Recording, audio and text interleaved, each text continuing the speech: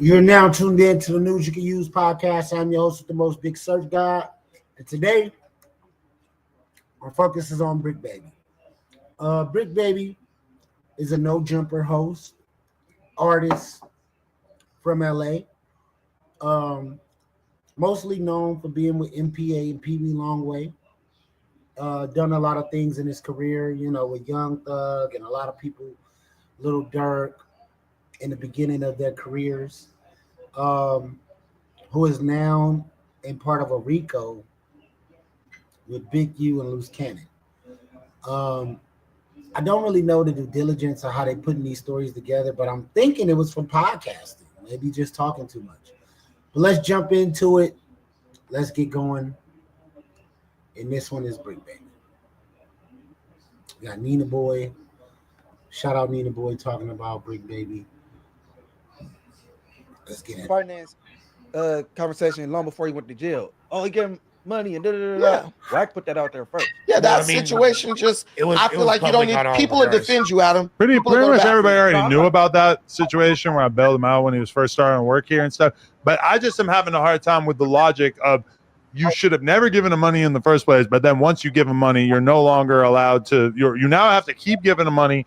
But then also, if there's people, if he created a narrative in which I wasn't giving him enough money, then I'm not allowed to speak out and defend myself. Now, is it kind of ugly to like name the exact dollar amounts? Sure, maybe, just because that's kind of stuff where it's like then everybody knows, oh, Bricc had to borrow $7,000 or whatever. Like they know like the dollar amount that he didn't have at that point, which I don't know if he like actually didn't have that money, but like he needed to borrow that money. I guess that tells you something about his finances, and it's kind of ugly to talk about people's finances. That being said, if you put an attack out there, which granted it was a vague attack, but if you put out a narrative out there about me, I feel like it's very much within the realm of reasonable conversation to say, I let you borrow exactly this amount, and this amount, and that's why I feel like you getting on my case or putting out narratives about me saying that I'm not doing enough for you is kind of fucked up. I don't think the truth can ever be that wrong to put out there into the world. Wack always says the truth can never be disrespected. That I disagree with. But I do think that as a general strategy, putting the truth out there is usually not that bad. It might not always be the best strategy, but it's also not really a bad strategy because now the whole world knows, anybody who cares about it knows exactly how much money I gave him. And, I've been completely transparent about that. That's probably better than people not knowing. People might think, oh, he's asking Adam for $20,000 or $40,000 or something like that. Or he's asking Adam for $100 and Adam won't give him $100, which all of these numbers color the situation very differently. There's a lot of different, like if everybody was like, if everybody thought, oh, Bricc is asking for $100,000 for a lawyer and Adam won't give it to him. And I said, no, I can't give you $100,000. I think everybody out there would understand that. They'd be like, that is an egregious amount. Even if you said, I'm not giving you $7,000 or $5,000 because everyone understands that this is his job. Right. This ain't like just we homies up here hanging out. That man called you. I promise you, he didn't call nobody before he called you because he knew you were the only person who was going to be willing to give that to him. I don't know if that's true because number one, people like 21 Savage apparently gave him money when he got home from the last time. He does have a lot of different connections. I'm telling you right now. I know people with money. I'm telling you right now. They didn't ask me for any money until like a month after he got arrested. So I don't think that there's any way that he wasn't also talking to other people. Yeah, because a month later, bills are due. Right. But what I'm saying is, I'm telling you, you were the first and last person I do call. But there's two things. Bet my life. But there's two variables that need to be looked at. I think the reason why he felt like entitled to that, despite the fact he's not working, is because he's seeing a bunch of his name and the way it's being monetized. He's seeing Flacco dropping a gang of content on it, making money. He's seeing No Jumper, which granted, he is a part of No Jumper, potentially capitalizing off of his name. So he's like, hey, that's why he spoke up. You feel me? I don't like that narrative, bro. That's why that bro talking about some she paying everybody bills. But that's a really excessive way, that's over whooping like a motherfucker. But there is a little bit of truth. But then again, it's not applicable in Loose Cannon's case because Loose Cannon was never a part of No Jumper. Sure, he's made a few appearances and stuff like that, and we with Loose, but Loose has never been a No Jumper employee. Bricc sat down next to the two of us for a year and a half straight. So, you know, it's a little bit different. On top of that, like Luz can't ask me for shit. No offense. I fuck with you, Luz, but like I don't really know you like that. You came on the podcast 3 times. I feel the same way about the Luz thing as I felt about the Famous Richard thing. Like Famous Richard was on the podcast just as many times as Luz. And it's like, I just don't like, I don't know you to the extent where I feel like I need to get involved and pay your legal bills. Adam, you're an enabler. That is probably true, that's basically, I'm gonna just definitely some truth to that. We gonna sit down like real, like adults. You're a damn enabler. And the other thing, you enable these dudes, and then they can't get it right because they got you to back them up and rescue them, and then they call you out. And you're like, generalizing it, but the truth is that nobody has ever borrowed money from me besides Bricc. Like AD never asked me to borrow money. T-Rail never asked me to borrow money.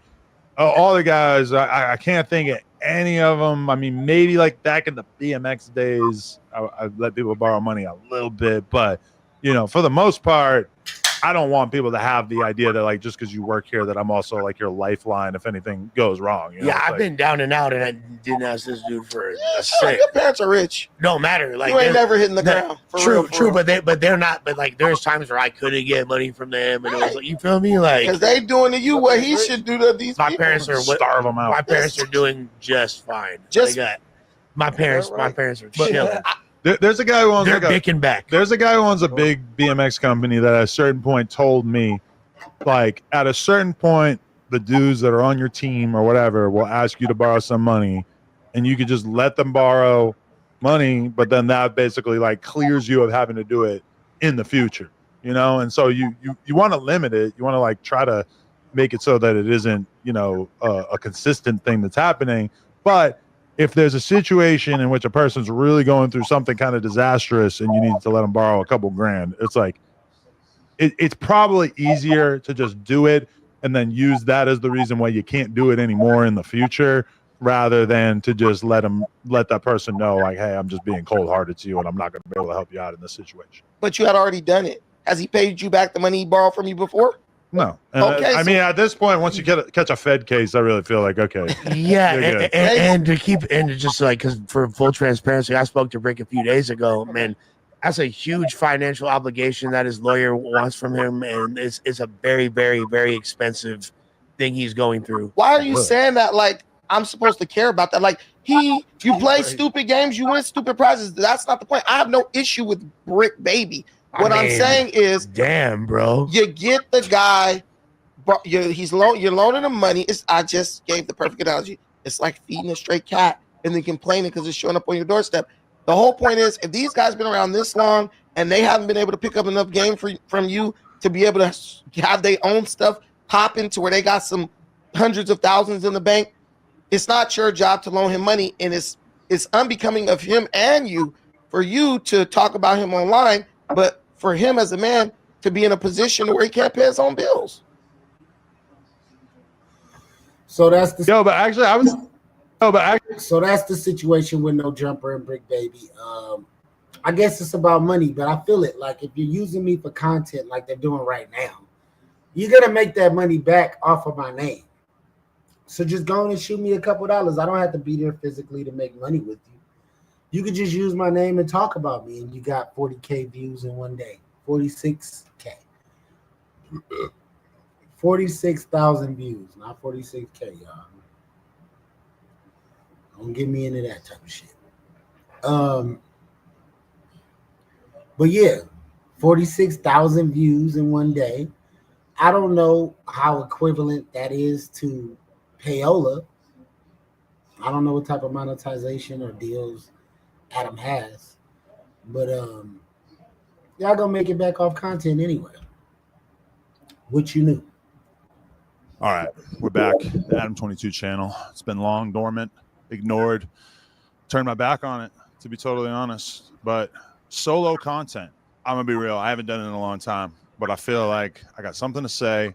I don't always want to wait for the podcast. I don't always want Lush breathing down my neck, getting in the way of my topics. Shout out to Lush. But today, you already know what I'm going to talk about. Bricc Baby, I'm coming for you. So let me explain. I was in Turks and Caicos for approximately 1 week, and it came down the pipe while I was out there, that Bricc Baby had some choice words for the 22 stir, and today we're going to be reacting to those words. So let's get right into it. Hey, it's that big old deal, man. It's the Bricc, man. While everybody laid up with their feet up out there vacation and playing like they ain't got nothing for the kids, man. You already know we still keeping it strong. Nigga don't need nothing from. Hey, sometimes it be a mental test to see where a nigga hard at in his chest, man. You know what I'm saying? A motherfucker use you, abuse you. As soon as you get out the way, they act like they ain't worried about losing you. You know what I mean? Okay. So if you didn't catch it, this is a thinly veiled shot at the 22 stir. I was on vacation. I did have my feet kicked up. But let's talk about Bricc Baby. And in particular, the financial side of my relationship with the brick, not the trick. When Bricc Baby came on the platform 2 years ago, pretty quickly, the feds ran up in his crib and raided him. He needed money to get out. Now, it's been discussed at length that I fronted him an amount of money, $5,000, so that he could get out the same day that he was picked up. I know Whack 100 and a few other people have been spreading information saying that this was cap. I don't know. Honestly, the other day in the Reddit, somebody posted information saying that he really did have a bail and that was where the $5,000 went. I never really heard about it. I heard rumors in the streets that maybe this money was not required for him to be bailed out, that he didn't have a bail. But I did see these screenshots in the Reddit that make it seem as if he did have a bail. I didn't make a big deal out of it. I gave him the money, had to get him back out on the streets. I knew that he had potential. I knew that I could take him from being a marginal figure in the LA podcasting space to being one of, if not the most talked about person in the podcasting space, which is exactly what has happened over the course of the past couple of years. Never asked him for the money back. Never asked for it. You feel me? Now, to his credit, for like 2 years after that, he did not ask me for any additional funds. So from my perspective, you know, I was just like, okay, whatever. This is part of doing business. I gave him the $5K. I'm not going to bring it up again. And over the course of those 2 years, my prediction did come true. Bricc Baby basically soared to new heights, became one of the most talked about people in the community.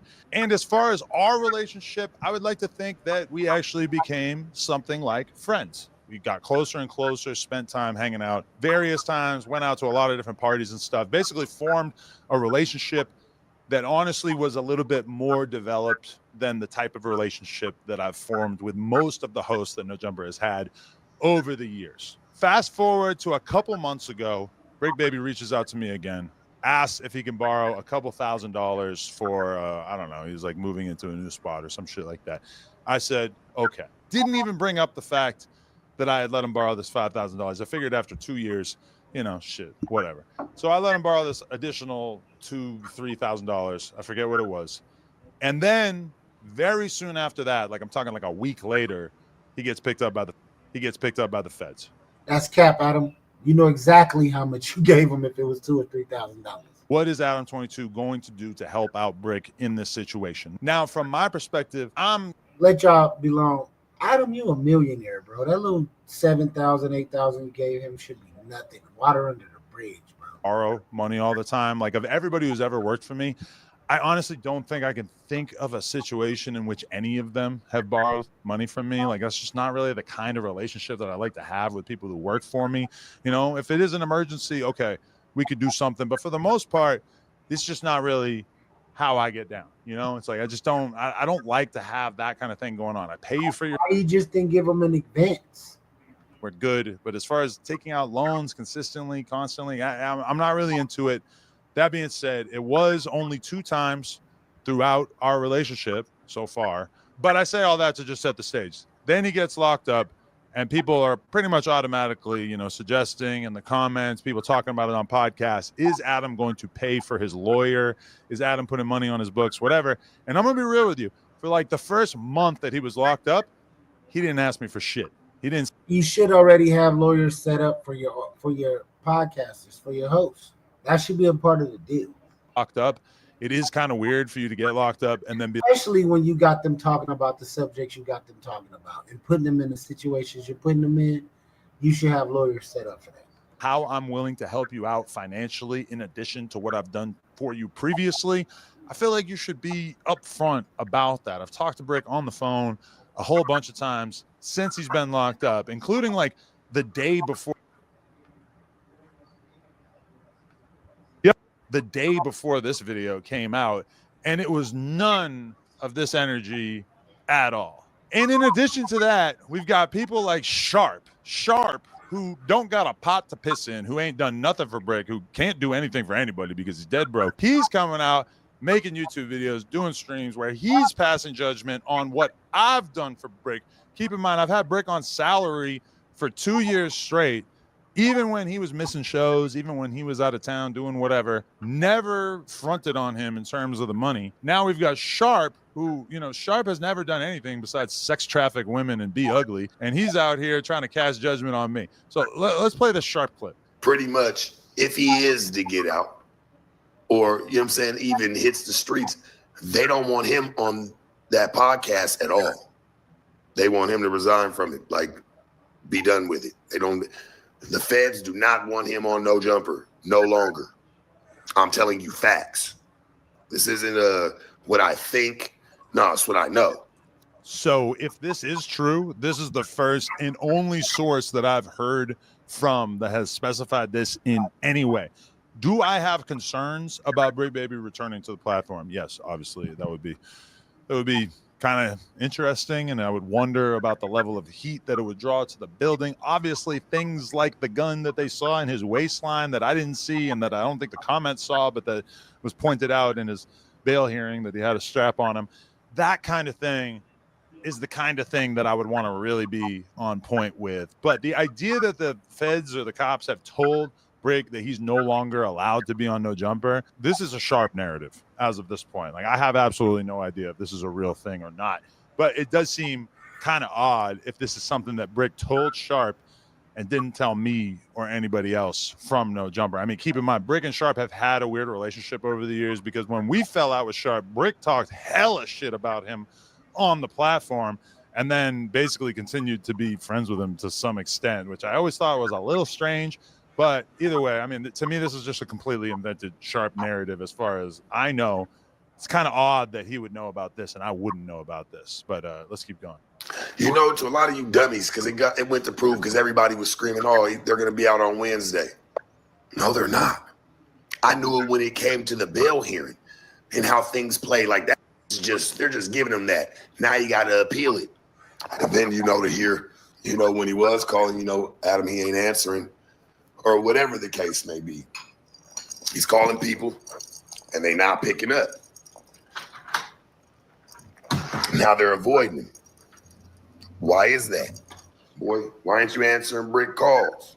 Another Cap Sharp narrative. I have not been ducking any phone calls, and keep in mind that his baby mama has been in communication with me, talking to me, telling me what time Bricc was going to call and everything. But every time that I got on the phone with Bricc, it's been like 2 or 3 minutes of conversation, and then he gets kicked off because I guess he's only allowed to be on the phone for 10 minutes at a time. Never at any point until I was in Turks and Caicos, like right before that other video clip came out, did Bricc even utter something that mentioned or inferred that he thought that he should be getting in any way some money from us. So to me, I'm gonna be real with you, I just feel like this is some hoe ass shit. No offense, Bricc, I don't really want to use the hoe word when it comes to you or anything, but how are you going to be out here communicating shit like this to Sharp and not having the nuts to say it to me? And in addition to that, I mean, let's be real about the relationship between an employer and a worker. If Bricc had asked me in the beginning, Adam, if I get locked up, will you bail me out? Will you pay for my lawyer, etc.? My response early on probably would have been like, no. Like, I would prefer to not take our relationship to that extent. Like, that's just not something I really go into business with someone being prepared to do. It does leave a little bit of a bad taste in my mouth to realize that Bricc is comfortable having conversations about me to Sharp, but won't have that same conversation to me. Like, if you want to borrow money, you can ask me. I was actually kind of looking forward to him asking me so I could have a conversation with him about the fact that he's already in a pretty significant amount of debt to me, but that conversation never came. And then in addition to that, I heard it through the grapevine that Bricc basically thought that he was going to keep getting paid, that even though he's locked up and he's not able to contribute to the business by being on camera, that he thought that he was just so locked in that he was going to keep getting his monthly pay each month. I'm sorry. I know you guys all saw the No Jumper is going broke video. We are not in the best financial state right now. Me paying someone to be in federal prison doesn't really seem realistic. Y'all been making content about them for the last 2 weeks. Why is it that he ain't received a paycheck? And motherfuckers is making money off of what he been doing. And I'm hearing that, from reliable sources, his people, done reached out about it. And, they're not getting no feedback on it, no response. I mean, they did have a life before he went to jail, homie. Like I said, that's what happens at jobs. Like, he don't get his money. And missing out on some bands because he ain't there. Come on, brother. That ain't cool. You're supposed to make sure that he got it. His baby mama or nobody ain't received nothing. Like, just even the money that he's owed legitimately for what, the work that he's done. Because I know he got a salary. Why ain't that man received his bread? Like, what's going on? Sharp is basically alleging that No Jumper has not paid Bricc the money that we owe him. Well, he obviously has absolutely no knowledge of this, because I would gladly open up our books and let everybody see the fact that we paid Bricc for exactly the amount of time that he was on the podcast. So this is ridiculous. This is just totally fake. Sharp, again, basically a bum at this point. He's on the verge of homelessness. He's going to go back to Vegas and continue his sex trafficking career at the truck stops in Vegas. And apparently he's just trying to get one little tiny moment of clout by calling me out. His YouTube channel is in the fucking dirt. And so he's out here spreading misinformation about me. Sharp, use a hoe. Use a hoe commenting on real business, because you've never ran a business. You're doing live streams for 200 people for 6 hours every night. I know this video is not about Sharp, but it's just so hard for me to hold my tongue when it comes to describing what a hoe-ass bitch Sharp is. Okay, let's just go back to the Bricc thing. I guess I just wanted to make this video to clarify that I'm not on any weird shit. I'm not on any disloyal shit. My perspective is just, no, I'm not going to keep you on the payroll while you're locked up. That's just not, that's an abuse of the relationship that you think that we have. It's like, there's probably a lot of people in your life that could help you out with money. And I have nothing against giving the guy some money for commissary, helping his girl out with whatever. But it's just at a certain point, you've already worked up a significant debt with me. It takes a lot of nerve to make YouTube videos basically throwing shade at me, when realistically, I'm probably the person who showed you the most love in recent memory. Now, that being said, Bricc, he's locked up. He's detoxing off perks, I'm assuming. So he's probably not in the best mental state. I'm not turning my back. No, but actually, that was a back on him by any. That was a shot. Adam boy. Don't really agree with and don't care for. So we actually do have plans. We've got some free Bricc Baby shirts that we're going to be dropping in the very near future. The proceeds from that are going to him and his family. And in addition to that, we do have a live stream coming up in the very near future, probably by the end of this week. And in that live stream, we are going to be taking all of the donations. Friday is looking like it might be the day. Friday, we might be doing this. All the donations are going to be going to Bricc Baby to help him out. Which is dope. I think Adam genuinely has a love for Bricc. I'm not gonna lie. He ain't done this for nobody else. Taste in my mouth.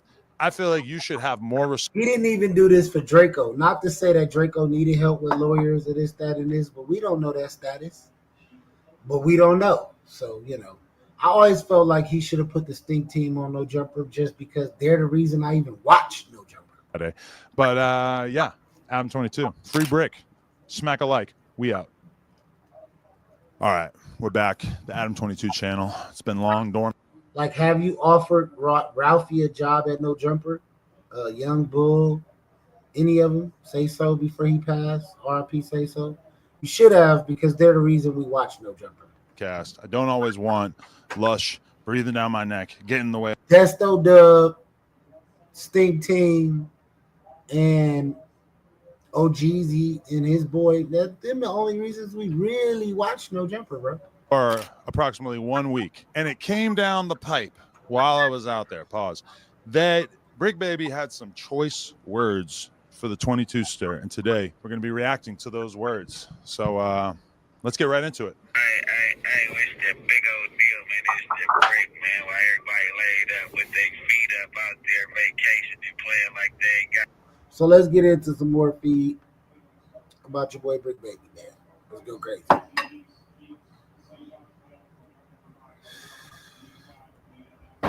Man, evil passing sicknesses around. If I done spent $800 for this video shoot, I would have just stayed in the house. J. Outlaw, the Brahma Bull of the West, because I did it the best. On 6-0, you are now rocking with MVP TV on Hustlers in the Crenshaw District. Lakewood 60th Street. What you doing? I can't get no money, brother. You really having it in the city. What's up, man? Broke ass they have nothing. I see homies appearing. Oh no, baby, you right here. We straight. We go. Baby, you right here. We got the guy with us. We straight. No, I'm not on the cut. It look like. Oh, nigga.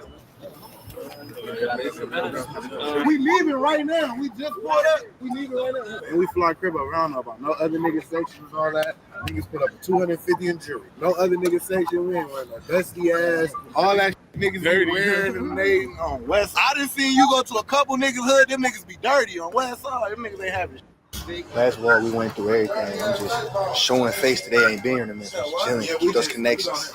I'm not walking. This time yesterday, we walked from Slauson to Boston. Hour and a half. Walking. We just popping on some street shit, and we done dropped a couple songs. It's easy for them to call us a nigga a rapper, but our reality, Niggas still transitioning. Niggas still. I'm right here. I feel like from the outside looking in, the 60s get the most people like tap in with y'all from the out. Y'all in y'all. We the big cousins, bro. All these other niggas just now. No disrespect. I don't give a fuck how y'all take it. Y'all know I'm on that. Niggas just now, like, bro, we the big cousins, nigga. So it's with Bricc Baby, and they be saying nigga can't come to the hood or he not from here. Man, the niggas that saying Bricc Baby can't come to the hood, can't come to the hood, nigga.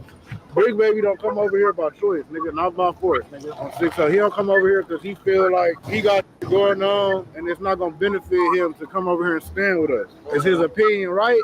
On 6-0. Is it wrong? It's up to it's just how you view it. But as far as Cuz not being welcome over here, cut from the S, nigga. We'd have been when it crashed no jumper if fell just up there doing all that weird ass shit. Well, your answer right there. Ain't nobody right here gonna say he not from the hood. Well, so where did that stigma even come from? What happened is they see this go big on Cuz on Instagram thinking we was like really on Cuz, but like Cuz is a celebrity. So if we troll Cuz, like how we would, like if I was to troll Bobo on Instagram, it ain't gonna make no jumper. If I troll Bricc Baby, it's gonna make no jumper because they messy. So they just, his job blew that up proportion. The whole world don't even need to be in gangbang business. That's why this shit up right now, because they trying to turn this shit to entertainment. Niggas done really died and went to jail for this shit. This shit ain't no joke. So them niggas gonna keep getting the reaction they getting from the world because this shit don't belong on camera. Unless it's nigga doing what you doing, educational purposes, but this shit ain't to be exploited and made fun of on no jumper niggas laughing about hood politics. You gonna keep getting what you get. You gonna keep getting niggas trying to put their 2 cents on the story. Other niggas saying he can't come to the hood, them niggas can't come to the hood.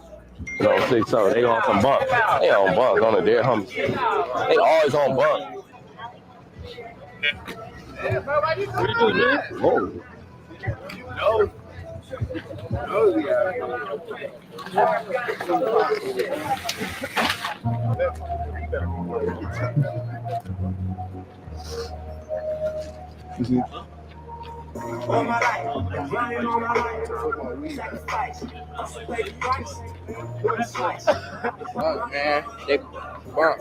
got a call.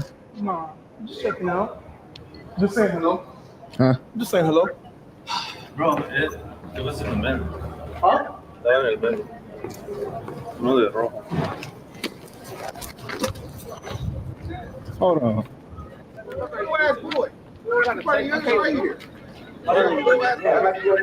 Bro, he ain't doing nothing.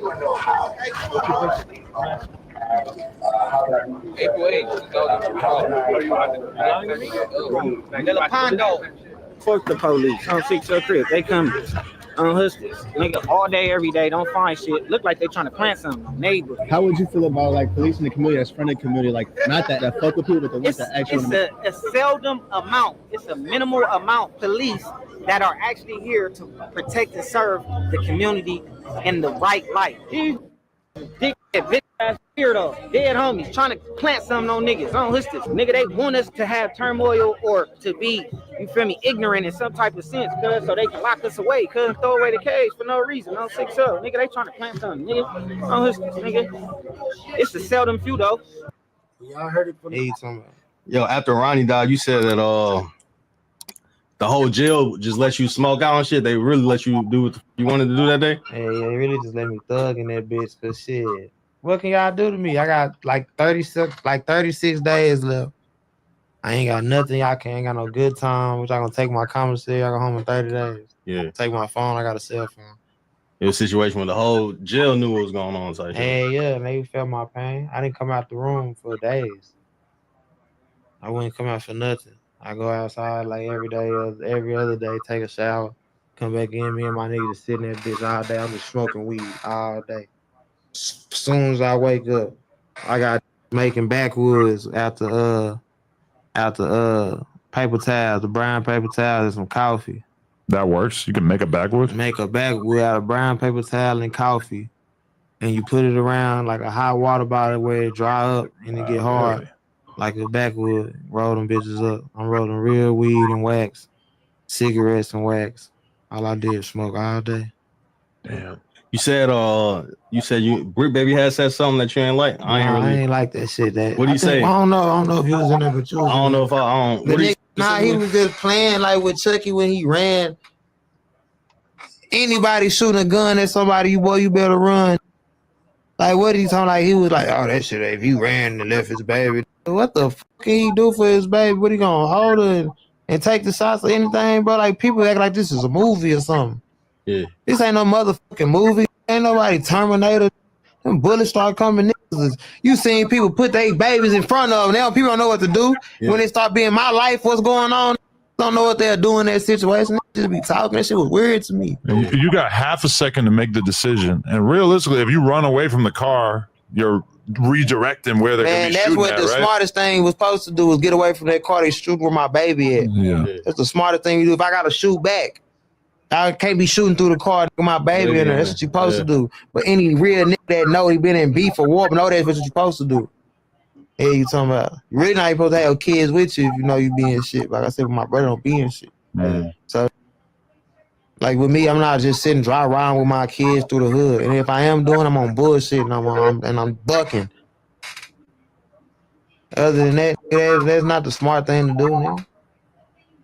So Charleston's saying that you seem angry and bitter, and he thinks you're going to go back to jail. You agree with that at all? Angry. Yeah. I ain't bitter. I am mad. I'm pissed off. Wouldn't you be? Yeah, for sure. People act like they don't understand my pain, but I know they don't. So fuck them. I never gave a fuck them. Kill or be killed. But are you determined to stay free? Like, are you doing everything possible to try to avoid that? I'm determined to win. By any means necessary. Mm.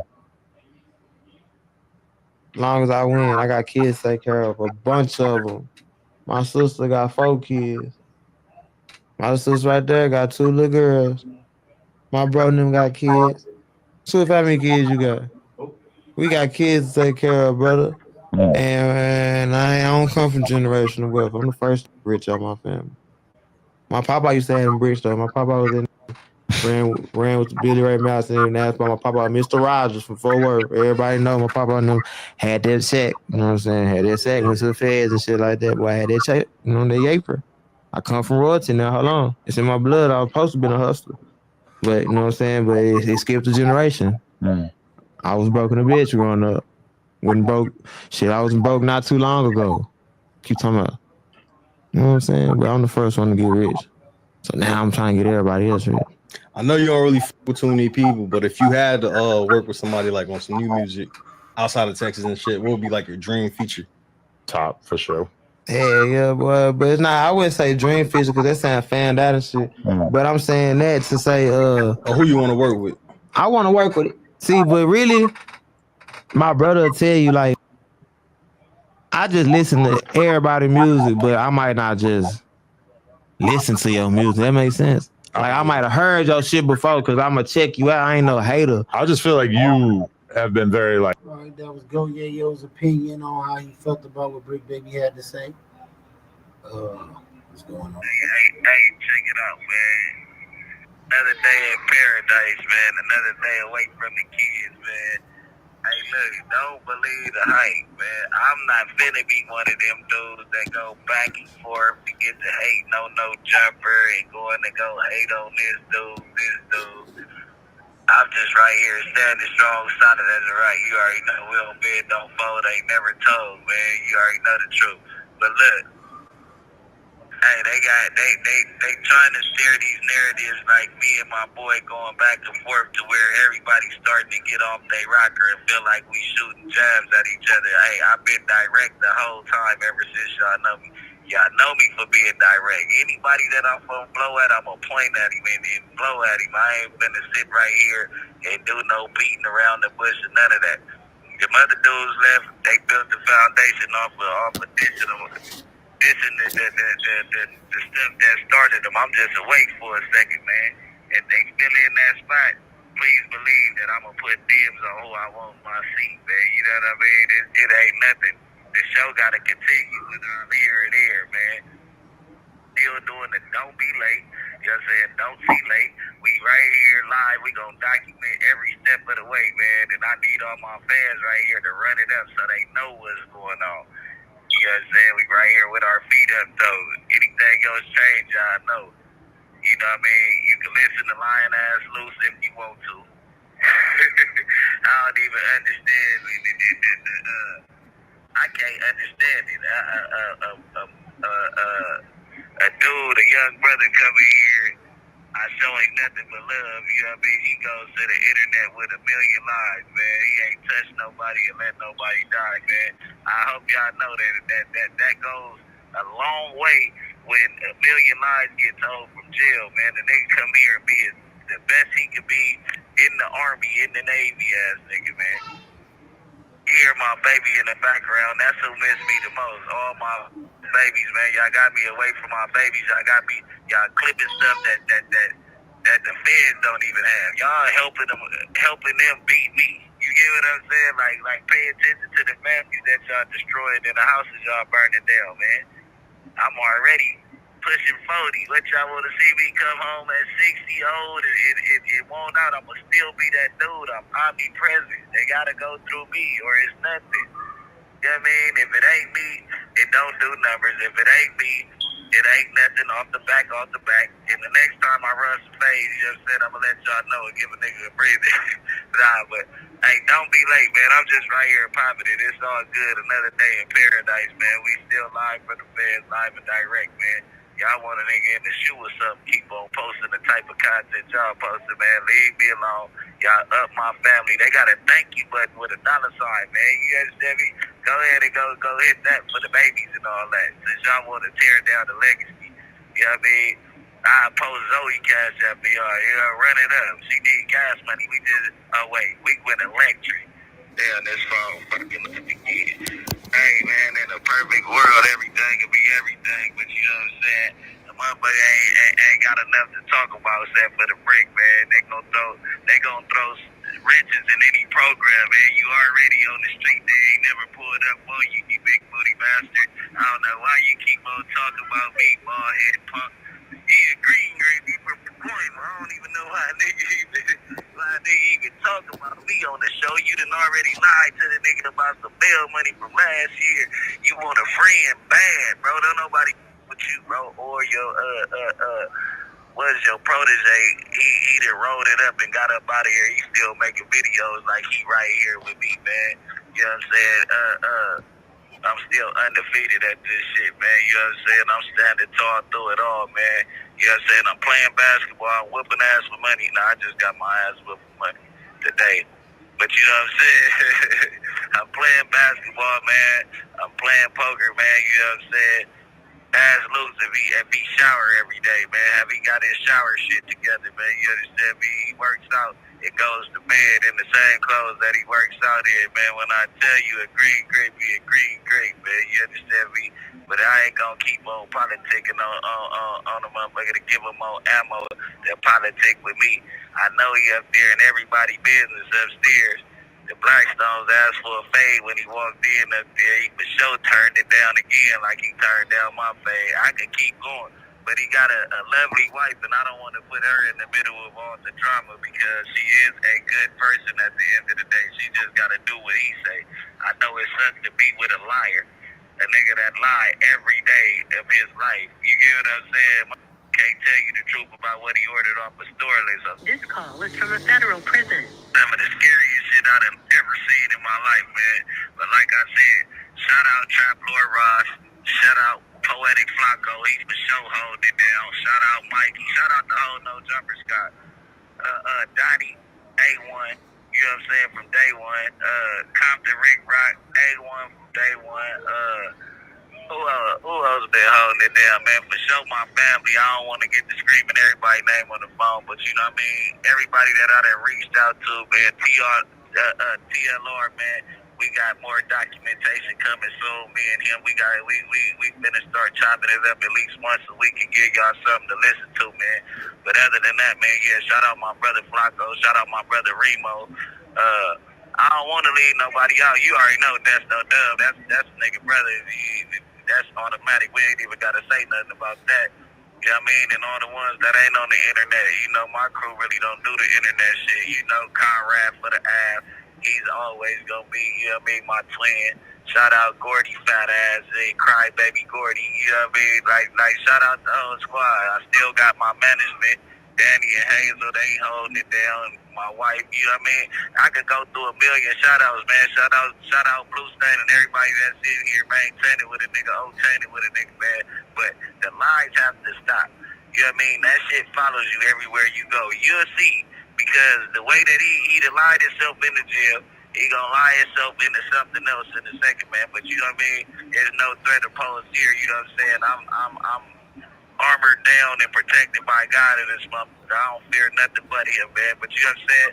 Until the next one, it's another one like the other one on your brother's son. Nephew, it's the brick, not the trick, man. Don't see like this live from the bed or still in 5 South. You know what I'm saying? Running my mouth, popping shit, you know what I'm saying? And shout out to kids, man. Zoe, Kai, Sky, and Zai, fat ass. He ain't called me either. Tell my son, hey, the internet say, hey, Zai, call your daddy, man, or call in so he can call, man. All right, I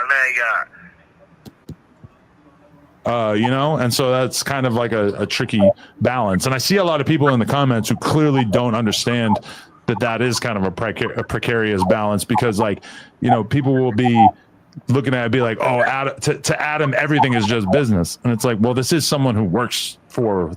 Clearly, everything is just business with you because you already didn't have his replacement sitting there for the brand. So it's like, yeah, it is kind of business. And at a certain point, it's like, I have to move accordingly, right? I mean, I'll say this. I've been in so many dire financial situations since I started working here, and I've never once asked No Jumper, you, or anybody affiliated with No Jumper for money in any capacity. Just because, like, I feel like it will fuck up potentially the dynamics and the relationships over here if I did that. You know what I mean? And especially when there's never even a discussion or any kind of like consideration about paying it back, which is obviously the case in this situation. Like, I don't mean to like rub it in or act like it's so they know, like, oh, I got you on the first time shit. Nah, and to be fair, I never brought it up, and if I had, then, you know, maybe he would have like tried to. But when you owe somebody money, they ain't supposed to come looking for it. You're supposed to pay it back. You know what I'm saying? Right. But have you ever been ran off on the plug twice? You ever been broke and had a rich friend? Never pretty much no to both of those. I never really had a rich friend like prior to all the No Jumper stuff. I never really had a friend who had the thing when you got a rich friend, like, you know, I know some people that make 6 figures a year, and them will probably be the people that I'm gonna lean on or ask. Some of them I don't gotta lean on or ask for nothing. They just gonna do it. But does that mean I don't pay them back? No, I'm gonna pay them back, because if you want people like that to stay in your corner, you can't run off on the plug twice. Have you ever been broke and had a rich friend? Never pretty much no to both of those. I never really had a rich friend like prior to all the No Jumper stuff. I never really had a friend who had more money than me that I was like real friends with, you know? Like I always kind of was like the guy who had like a little bit of money, and then all my friends were broke. I've been broke with rich friends. Just to be totally real. Like even the BMX days, I kind of always had more money than like pretty much everybody that I was hanging out with, even though at that time, like me having money was like, oh, I had like 10 grand in the bank. You know, it wasn't like I was like killing it or anything. I think Bricc kind of looking like I'm good as long as I got my boy, my friend that's up some M's. I'm gonna be fair. I hope everybody else that's a part of No Jumper realize that you might not be able to lean on Adam. Ever shake, and that's probably his mindset. But he shouldn't be thinking like that. And then if you do, you should keep your credit clean. Like, man, pay it back. You know what I'm saying? So then you can always. Munchie is right. Keep your credit clean and pay it back. You can't ask a nigga for some money. He give you the money. You don't pay it back. You ask for some more money. You don't pay it back. You know what? Third time on me. Third time on you. Ever shake, and that's probably his. Fly. Ever shake, and that's probably his mindset. But he shouldn't be thinking like that. And then if you do, you should keep your credit clean. Like, man, pay it back. You know what I'm saying? So then you can always. So you can always go back and you get can it always again. double back because they know you good for it. You know what I'm saying? I mean, but the other thing is like the reason why I never said like, yo, can you pay me back on this time of schedule or whatever is because my assumption about how he would go get some money is not really like something that I wanted to like encourage him to do. Might be a liability. This is a guy who has been, you know, in the streets for a percentage of his life, pretty much the whole life until recently, I guess. And, you know, I didn't want to like be like, yo, like you got to go do this so that you could help me out. I just figured he would pay it back if he got the chance or whatever. So like, I don't know. I made that video today just to try to like explain that shit to the world. And then in particular, it just really kind of rubbed me the wrong way seeing him say things on a jail call that was so different than the tone that we were dealing with on camera or on the phone when it was just me and him. And then in addition, for Sharp to be making videos and making it like he's got inside information from talking to Bricc, that really pissed me off because especially like if me and you are homies, why is someone like Sharp, who is a bottom dwelling piece of dog shit, why is he coming? Crazy that you talk about Sharp like that. He coming out with exclusive information that, you know, yeah, part of me thinks like maybe Hey, Adam will turn on you too. So if you work there, just know when he fire you and you quit, it's up. he coming out with exclusive information that, you know, yeah, part of me thinks like maybe Sharp was just saying that, but then part of me also is like Sharp swearing up and down in the video that he's like, I don't think, I know.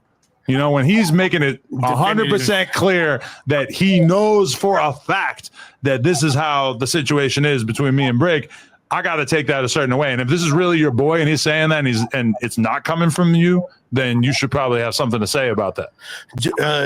I think a lot of people's like rebuttal. That's crazy. But that boy will turn on you real quick. So y'all be very careful when you go to No Jumper and you go get a job because he your friend 1 minute. Or question that they would have for you in this moment isn't No Jumper kind of like capitalizing, or people think that No Jumper's making a lot of money off of Bricc still, and like this, so he deserves compensation. Y'all talking about him right now From his name being just so prominent. 135,000 views 2 weeks. From his name being just so prominently featured. One thing number one, we're going to talk about what's in the news no matter what. That's just what this business is. So it's like, you know, if Brick's in the news, for Adam, it's just a business. It's content. From his name being just so prominently featured. One thing number one, we're going to talk about what's in the news no matter what. That's just what this business is. So it's like, you know, if Brick's in the news, we're going to talk about Bricc. If it wasn't Bricc, if T-Rail got a fucking murder case tomorrow, then yeah, we're going to make money off talking about T-Rail, you know, but it's whoever he could get $1 off of, bro. You just $1. You know, but or Yuri even for that. Or Yuri, yeah. Fingers crossed that somebody wipes him off the face of the earth. But that being said, he wishing death on people. That's you know, but or Yuri even for that. Or Yuri, yeah. Fingers crossed that somebody wipes him off the face of the earth. But that being said, I actually feel like, you know, probably the Bricc experiment was not really, I feel like we were probably in the red up until this time period. So like, if anything, us having so many conversations about this on camera was probably like the thing that maybe like bumped it over into the black. But then also like understand that there's a lot of stank on the brand right now. And as illogical as it is from my perspective, there's a lot of people that are not really excited to be on the No Jumper platform because they are kind of looking at it like a Fed adjacent podcast. Yeah. You guys are giving feds for sure. At this, like y'all giving Rico vibes. At this point, I've heard this from quite a few. How the fuck did No Jumper connect with Vlad TV, and then all of a sudden everybody started going to jail? It's a little weird to me. At this point, I've heard this from quite a few people that have been trying to like get us interviews and stuff like that. And from my perspective, this really doesn't make any sense at all because nothing that happened. Y'all the police, bro. That happened. Y'all got the police on your show. That happened. Wait, if you were someone. Oh, we ain't gonna get that. Let's go back. That happened on this podcast has anything to do with why these people are locked up. Now, the fact that they didn't get bail definitely is partially related to it. But, you know, I mean, they didn't get bail because they have financial. To be fair, like, it's just, we may have had like a brief bump in views as a result of the RICO, but I also feel like the amount of interviews that we have not gotten to be able to do as a result of this RICO is also pretty significant. And I'm not holding. And then No Jumper going broke too, right? I mean, be honest, people. Do you think Adam would turn Fed to stay out of jail if they asked him for footage or information or this, that, and this? Do you think Adam would turn? Y'all jump in the comments and let me know. I'm not holding that against him because that's not really like directly his fault or whatever. But there, you know, anytime something weird happens, like in the No Jumper brawl, the infamous loose cannon No Jumper brawl, that definitely is an example as well. Like there was definitely people who did not want to come on the platform as a result of the fact that. How's Wack the only person that's not in jail when we know his hands ain't clean? Result of the fact that they saw this vicious beating take place at No Jumper, you know. So, but did we get a temporary burst of views from talking about that fight? Yeah, sure, but it probably wasn't really worth it in the long run. Do you think that in retrospect it might have been a good idea, like when he initially got bailed or borrowed that money, that you guys made an arrangement at that moment, like, hey, we're gonna take 10% of every paycheck until this is paid back? Or that is a good idea. That is the kind of thing that if I was a little bit more business savvy, maybe I would have done. Loan department. But honestly, that's the only time that somebody who was like a host, like AD, never tried that with me. House phone. While he was at No Jumper, I don't think he ever did that. You know, I've helped him out like at other times financially and stuff, but it was never like. As you said, house phone help you build No Jumper. It was never like that kind of thing. I mean, I never really had somebody who was. House phone had a better fan base than you did, Adam. You were a little lame back in the day. You were so high off coke and all the shit you was doing, and lean and perks and shit. Nobody really gave a fuck about what you was talking about. It was never like that kind of thing. I mean, I never really had somebody who was trying to like do that sort of move. Jump in the comments and tell me, do y'all feel like No Jumper is the feds? I mean, you guys are turning into the original Vlad TV. Shout out my boy Trap Talk Podcast. Y'all go tune in to Trap Talk. We going crazy today. Trap, I'm gonna send you a link. If you want to jump on with me, you can. We definitely could chop it up about this shit. But yeah, we going crazy today. You know what I'm saying? I don't know, man. They seem like the feds to me. Let's get back into it. It was never like that kind of thing. I mean, I never really had somebody who was trying to like do that sort of move with me, of like trying to get me to pay for a bunch of stuff, you know? So I don't know. So he up to 8 bands right now? Yeah. I'll be real with you. It's not like I'm like thinking that I'm gonna, oh yeah, one day I'm gonna get that 8 bands. I have written it off. He can have that. I think it was 7 actually for the record. He would have been working it off if it was me. Yeah. You know what I'm saying? Like, I think they would have worked it off if it was me. That would have been the smartest thing to do. Like, how you gonna keep somebody on payroll and they owe you money? When did you expect them to be able to pay you? You already had chunked that up as a loss because you already had a future plan, Adam. We're not stupid. You're 10 steps ahead. Look at Adam's face in this picture. Do you look like somebody that ain't 10 steps ahead? Yeah, like.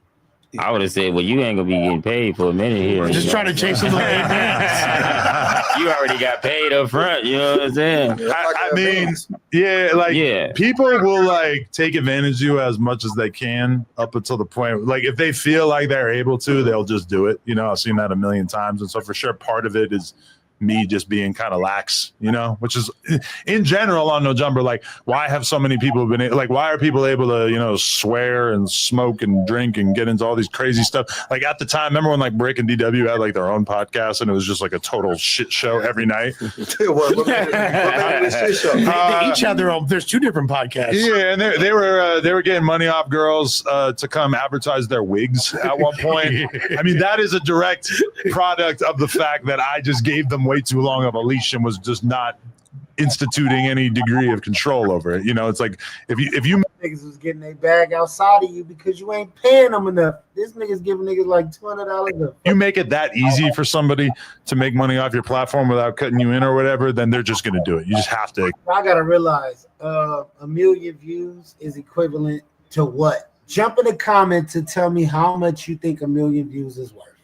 You make it that easy for somebody to make money off your platform without cutting you in or whatever, then they're just going to do it. You just have to expect that. So I've kind of like learned that in business is that it almost doesn't count as somebody scamming you if you make it so easy for them to scam you that they feel like there's no possibility of a repercussion. Facts. Yeah, let's get into it.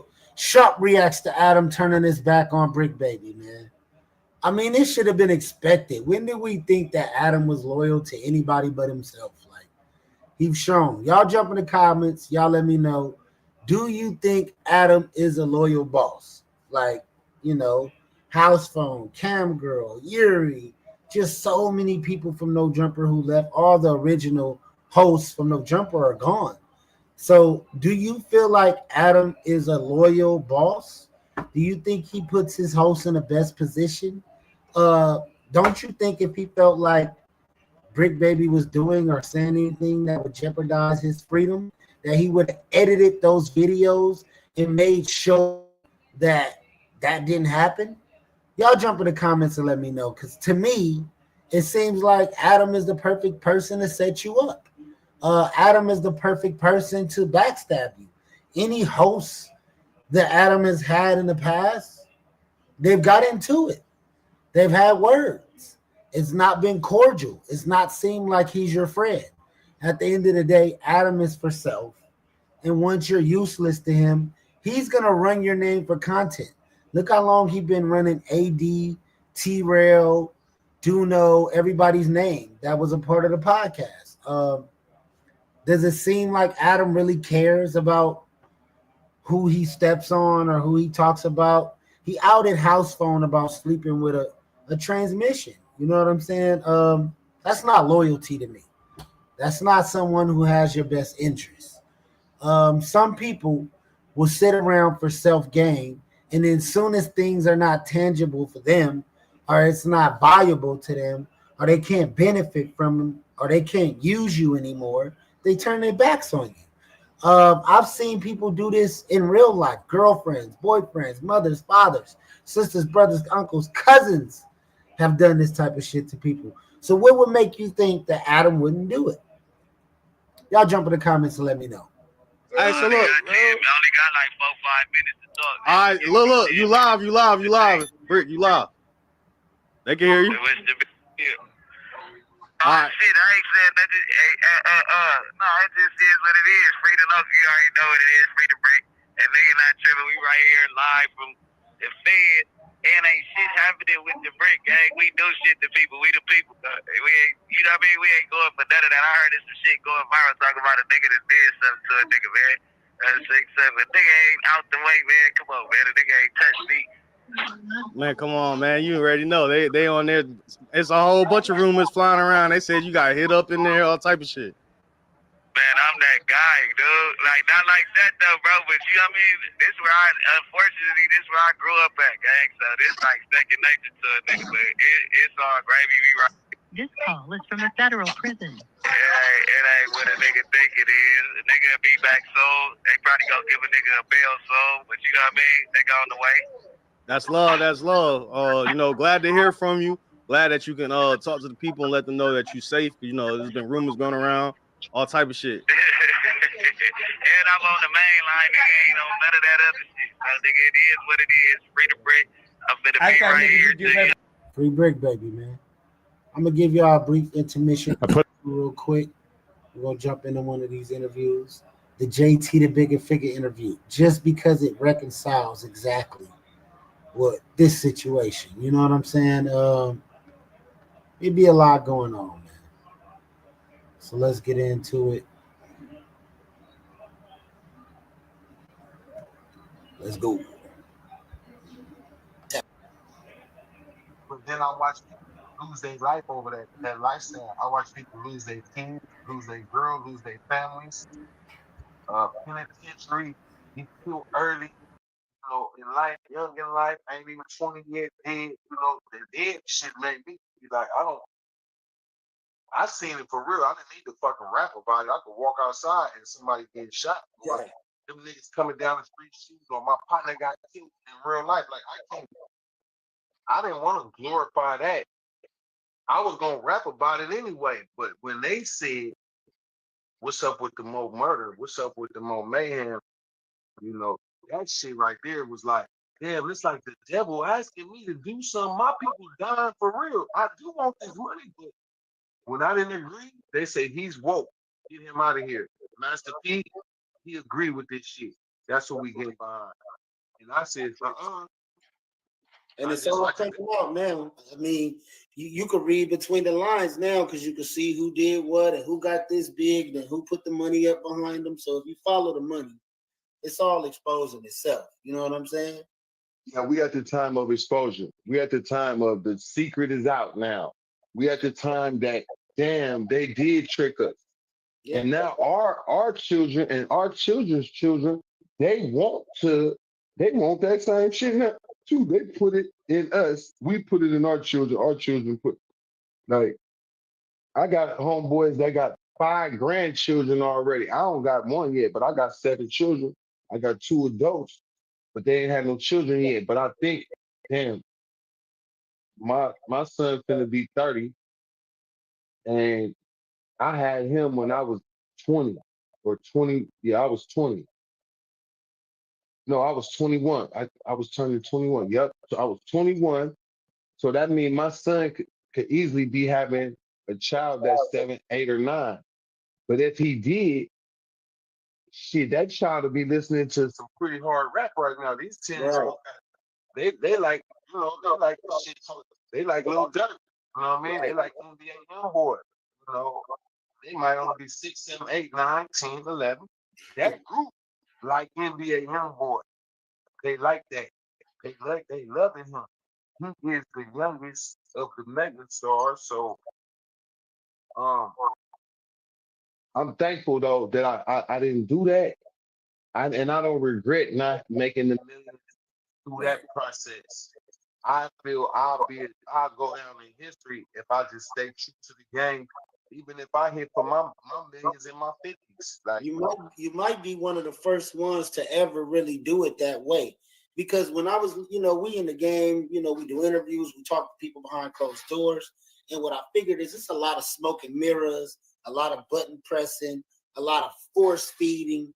And a lot of these people really ain't got talent. But if you hear a song 20 times a day on the radio, you eventually gonna mumble the words and you're gonna know it. So it's being forced down your throat. You know what I'm saying? And as we can see now, the people that they coming out with music now, that definitely ain't about no talent. That ain't about the angle of it's the message. If your message can resonate and you halfway decent, we can make you a megastar. Like Ice Spice, garbage, but she rap good enough and shake her booty and they, put the video, put her with Megan Thee Stallion and Nicki Minaj and all that. Then it's a no-brainer. There's a group of girls that are gonna say, well, I like Ice Spice better. Well, me and her fit better. Oh no, I like Sexy Red better. Oh, okay, Sexy Red, she represents the way I feel. Okay, I still love Nicki Minaj. So you got the women, because you can pick and choose what type of woman do you like, but it ain't none of them saying protect yourself, have a family, do good, cover your body up, be respectful. Ain't none of that type of shit going on right now. And what's crazy to me is I haven't heard it, and if it is there, they're not promoting it. You got to say, I'm shaking my ass. Yep. If you don't say that, you're not going on like number one unless you got one of them feel good songs. You know what I mean? Like a feel good song, you might can burst through. But they hope they prefer that you say shake your ass because they need teen pregnancy and they need teen HIV, teen herpes, uh, chlamydia, syphilis, all of the stuff, all of the sexual diseases. Then for those that's listen to the music and got a little joint, or maybe had a little drink, or maybe popped a pill or slipped some, or now it's okay. You listening to that, you gonna want to do the shit they talking about. Next thing you know, your ass pregnant. Next thing you know, you got AIDS in high school. Or there you go. You have an abortion now. You used to having abortions. This shit ain't nothing to you, even though it's killing a life. But for your uncomfortableness, I can't be uncomfortable. I got a party. I can't be pregnant right now. So let me kill it. That's crazy. And a lot of ladies, they joke about it, but that's almost like murder damn near on a smaller level, but the repercussions could damn near be the same thing. Like you see this baby and you let it get bigger inside of you. Okay, I keep it to 3-4 months. I'm gonna get my ass thick, I'm gonna be looking cute. Bam, take the baby out. Take the baby out. So it all serves a purpose. Yep. The music is so desensitizing right now that these allegations that they're talking about, people is doing at home. In real life, this is going. You think this ain't going on, Fig? It's going on in people's life. No, that aspect of what they talking about is definitely going on. A lot of these girls is pregnant by a dude twice their age. Pregnant. You know what I mean? You got 15-year-olds pregnant by 30-year-olds because their body didn't grew so much where a nigga be like, shit, she big enough for me. And then, she thick. Okay, cool. She young and she fresh, So that shit is definitely happening. And I know this story or what our brother going through, and I still call him my brother. I don't know if he's guilty or not, man. I ain't made no post bashing that man. Hell nah. Shout out to Mr. Farrakhan. He say, when you see a man fall, don't laugh. Learn from it. Because you might have some aspects of that same thing in your life. And all that laughing you doing, damn, now your ass falling. Now you getting the same thing that you was dishing out. When that shit come back, or maybe you got something in your closet. You've been hanging out with a guy that looked like a girl or some shit like that. Now they gotta, it's a true reality. So I'm staying in my lane, learning from it. As you know, if you've been following my career, I was getting slandered heavy for a couple years in a row. JT scamming, he on crack, he's robbing people. They had the worst shit out on me, right? And I said, the minister Farrakhan taught us, if you stand on truth, it's like a palm tree. In tornadoes, palm trees last longer than oak trees or one of them other kind of trees because the palm tree can do this. Yes. When the wind blowing, it might go this way, blowing your ass off. So I felt like when you're standing on truth, it's similar, right? That don't mean you can't still get knocked off because all the accusations and smear campaigning actually toughened me up. So if it ever happens again, I've already been through it. And if I'm standing on truth, then you can't smear me. You can make up some shit that could look right and get a couple co-signers, and they could be, you could get on YouTube and say, man, JT robbed me with a shotgun a year ago. Right. If you say that enough times on YouTube, make enough videos, certainly there's going to be a group of people like, I knew that nigga was a robber, or I knew he.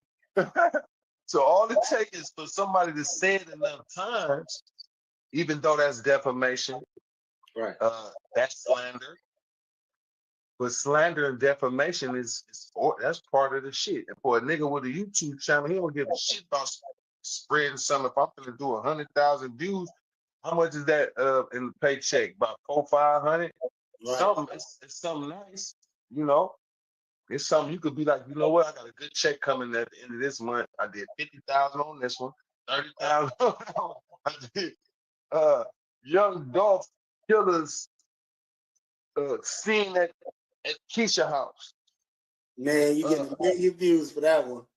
Big U in Whack 100 almost have a fight at McDonald's. He said almost have a and they be having a picture or a video clip that just keep rotating while they doing all the talking. You can see this clip, but you never get to see it. They just tricked you and talked you into a scenario with a headline and a thumbnail. If your thumbnail hard, you might do 1 million views off a thumbnail. It don't even got to be that dope. It's your thumbnail was so raw. Because I've seen some shit. I said, this got 95 million views. What the hell?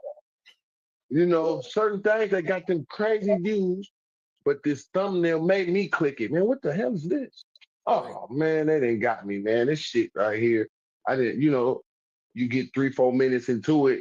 They got credit for the view now. Shit, they don't need you after about 3-4 minutes.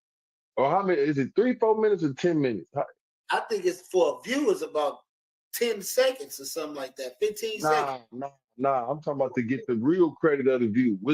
It's at least a couple minutes or something. Yeah, you got where you get credit for the view, and they like shit. I don't care I don't care if you're mad. If you leave this motherfucker on long enough, I'm gonna get paid off of this. So that's the danger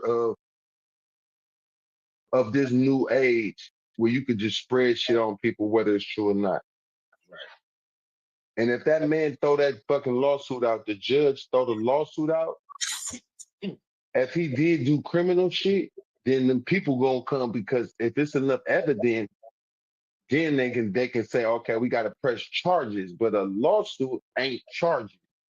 A lawsuit, man, I want some money, nigga. This about some money. They want. They want them. You know, when he gave that money at the first time, I said, "Oh, you fucked up, Diddy. You should have never." Everybody running and everybody brain to go put something in. But he knew she knew something. He was like, for sure, she knows something. So let me hurry up, get her out the way. But one thing I can say, if a person ever has sex with him, right, and they wanted to be in a relationship, but he like, man, you know what this is? We just was doing that. Right. That was 10 years ago. You seeing what's happening now. Shit, I got some text messages. I got a picture sitting at his house. Shit, let me put my paperwork in and say he touched me. He held me against my will, or anything like that is workable right now. That's crazy. With this Me Too shit and all this weird shit. It's workable. It's workable. It's workable. Like, you can really put some allegations on somebody, man. And by the time coming from somewhere higher though. This is somewhere higher up. They didn't put her up to doing it. And once she did it, that's what it is. Now he can't put his face on a brand at all. If I was him, I'd sell everything I own right now. Get rid of it. I'd sell it, and transfer the money over there to Bermuda Triangle or wherever them rich people. I don't know what country that is. One of them countries. If you put it in that bank over there, nobody can't touch it. They got some banks like that. Yeah, they do. I wire that money on out my account right now. I keep about, I keep $1 million or $2 million. If he had all these 500 million they was talking about, or was they lying? That's when it come out too. Was he really a billionaire, or was he a proclaimed billionaire? Well, we seen Kanye West when they took the deal. He went from 1-point-something billion only to 400 million. I say, wait a minute. So you mean to tell me they hold the rest of the money? They let you claim billionaire status, but you don't actually get to hold the money? Oh no. I don't like that deal. That's why he didn't fuck. That's why he didn't care. He said, I'm never gonna get that money anyway. He been whopping them doing other shit. He's so popular and famous. It's even Jewish people that's like that love Kanye West. Like, let me spend some money with Kanye so he can do this for me. I mean, shit, if he a genius, I mean, he might have said bad shit, but even white people still want to do business with him. He might have said some things that offended people. I ain't hear no lies. Well, I know he definitely say shit recklessly, but that's his style. He don't care. Nigga, I'm Kanye West. Nigga, I'm Jesus and I'm God. And I'm, you know, he say he God, Jesus. He might make a apology and then take it back. I mean, different days. They say they gave him some what you call it, some medicine or something that they gave him to help him stay calm or stay. And if he don't take the medicine, I like shit. Fuck that medicine. Let me just be me then. Right. He said if I keep taking this, I'm gonna be like Michael Jackson. Right. He said it. He said, man, they was shooting me with some shit, man, and I wasn't thinking right, man. Fuck that. He went and married him a new white girl. And he gonna try to knock me up. I say, hey, that do make sense. If you caught him, and the doctor said if you don't act right, I'm gonna shoot you with something. You'll never see your kids again. Oh hell no, I ain't going back to this doctor no more. Oh man, I ain't never heard a doctor say no shit like that before. And he put the text message out though, so it was real. Right. The doctor should have been in jail. How you go? So you mean tell me you gonna give me a shot and I'm never gonna think right again? Man, I'm never coming back over there to your clinic, and I'm scared to even go to clinics now, or hospitals or whatever. He said, "Fuck that shit." He got to go meet him an African doctor over there in Africa somewhere. I'll take my chance with the Africans before, because if you go to the white doctors and they already mad at you, I mean, I'm not racist at all. I understand who they are. I learned the history of white people and black people. So the job that they have to do, they're just doing what they're born to do. But you can't just keep bullying us though, neither. And I'm part of the generation that's like, man, we tired of this shit. I don't want to be no fucking slave. Nah. I'd rather be a gang member than be a slave. Yeah, I'd rather be a gang member, and maybe we do got to kill each other. Fuck it, I'm part of that. But that sounds better than being a slave. Right? Scary as hell. Oh, that's shit, man. All that type of thing. That type of oh, please give me a job, or please this. Nah, I like the fact that God made this thing away with. It's hard to be independent, but if you're a praying man, if you feed the community, help the youth, do something of positivity to help your community, you can make it. Because you're not gonna make it if you don't give back. That's one of the secrets that I can share with anybody watching.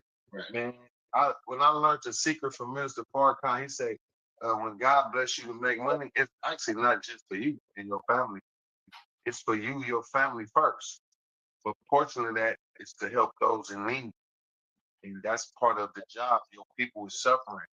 So through giving back, you put yourself in a position where God could give you something when you need it. Right. I watched my boy Crip Mac run with that free Crip Mac, and he definitely really felt that way. Like every time I make some money, I'm finna go give back to these people that don't nobody care about. You know? That gets you hated too. That gets you hated. It gets you hated.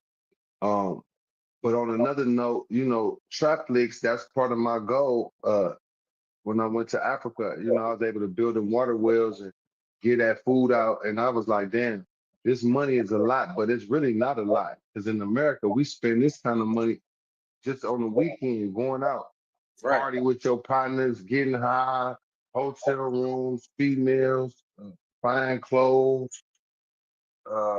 If you're in Atlanta, you throwing some ones at the strip club, the strip girls. Oh man, you'll run through some money and be like, damn, what the hell I just did? Thursday night, I had 3,500 in my pocket.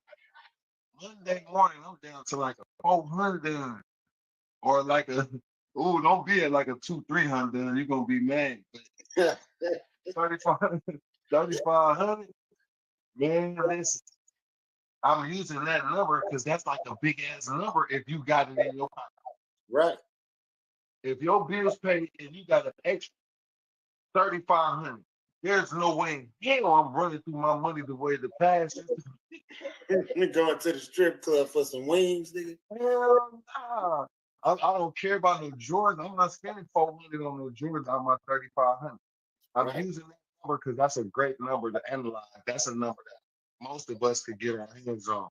So for people who making 8,000 a month off DoorDash, and some dudes at a job busting his backside, and he only making 3,500.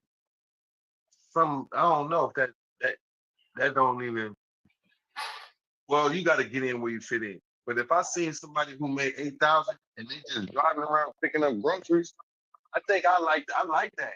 I don't know. There's something about that turned me on. JT, if you ain't doing, I don't care what you got going. If you can go make this week 2,000, just drive around and go pick up everybody. That ain't a hard job, man. You know it is. I did it before, JT. Let me tell you. So I'm gonna tell you the hard part. It's good when you got to go to Walmart, but when they send you to them little Korean stores and shit, man, you got 20 items. Nobody speaks English in the store and want to help you. Oh, you're gonna have a hard day. Oh, so you talking about that's the hard part. So the hard part is going to places. But you don't gotta take that order though, right? No, you don't have to, but those ones pay the most. Go pick me up some shit at a store that ain't even popular, man. It's way over here it's way somewhere hella far. And you're gonna have to probably stand in line or it's in a dangerous neighborhood somewhere over there. Go to bring me some Harold's chicken wings from what's that place in LA where they can shoot motherfuckers at the chicken wing spot? Oh man, it's plenty all in Louisiana's. Louisiana's, boy. I need to find one of them. I want some of that.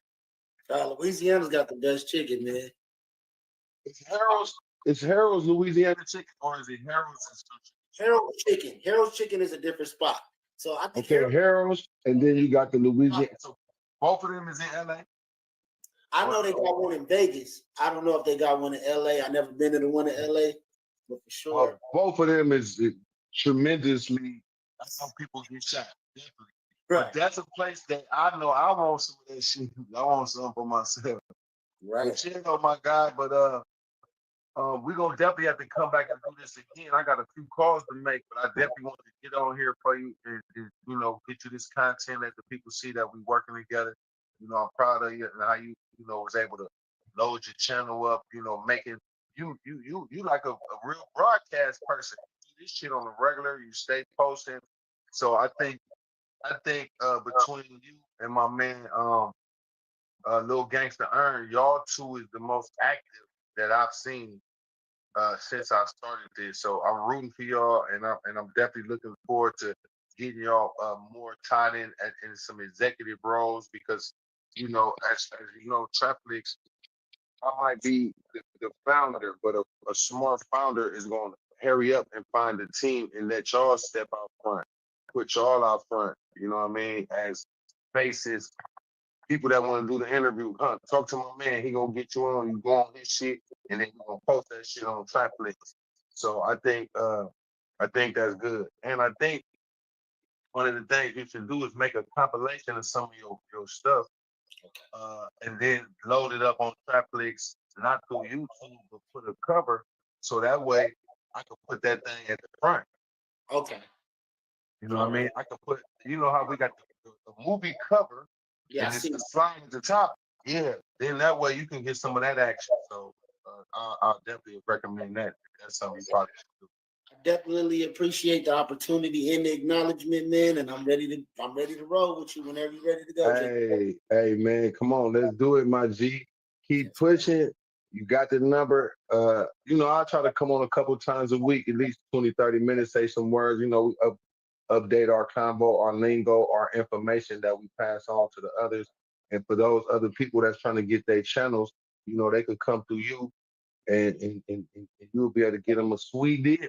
So Let's go let the kids dig a tunnel to my house like Chapo. Only neighbor in the hood with a door they could knock on. I leave the light on.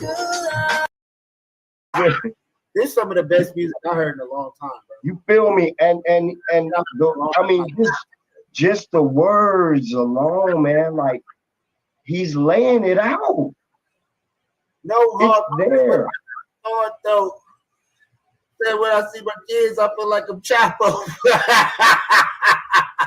Only house with a door that can knock on, I leave the light on. Daddy's not gone. This is why I did this one right here.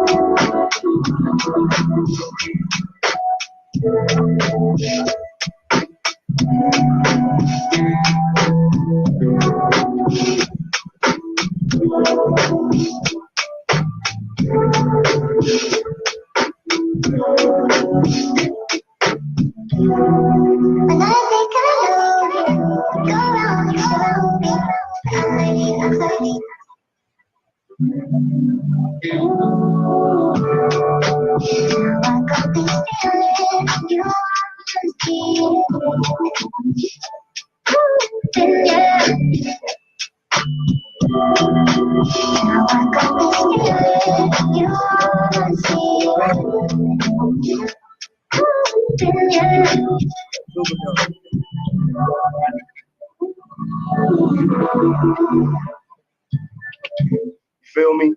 Fire. That's that vibe. Like, if you go hard and tell a story on that, it's a wrap. The whole premise is I thought I knew you, but I'm finding out that I don't. That's what she's singing in the thing. And then she's like, now that I realize this, I realize that I'm losing you. So that could mean anything.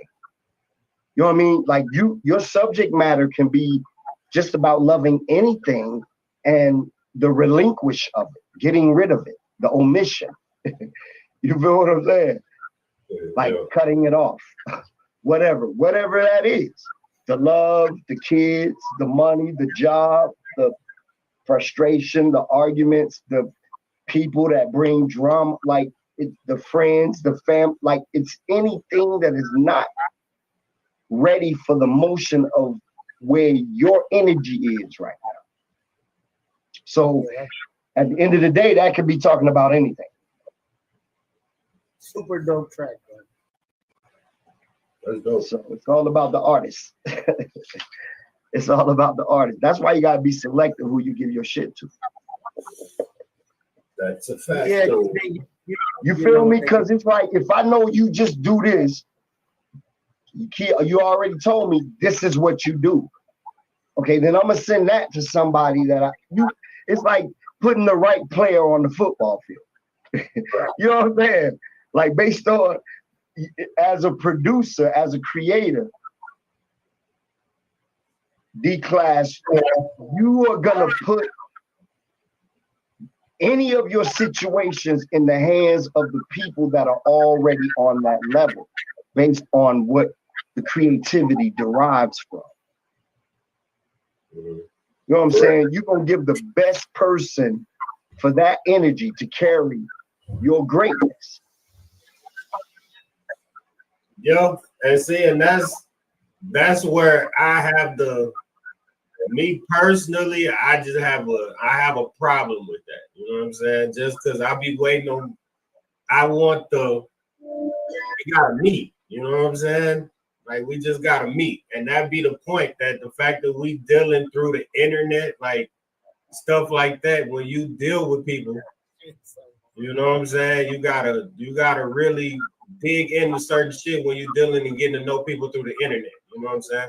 If you're not in the studio with them to really be able to shape certain things how they need to be done, then I mean, yeah, it's kind of crazy, because you basically just trying to send a vibe, and then it's like, okay, I could hear you on this, but for some reason you can't hear you on this. So let me ask you a question.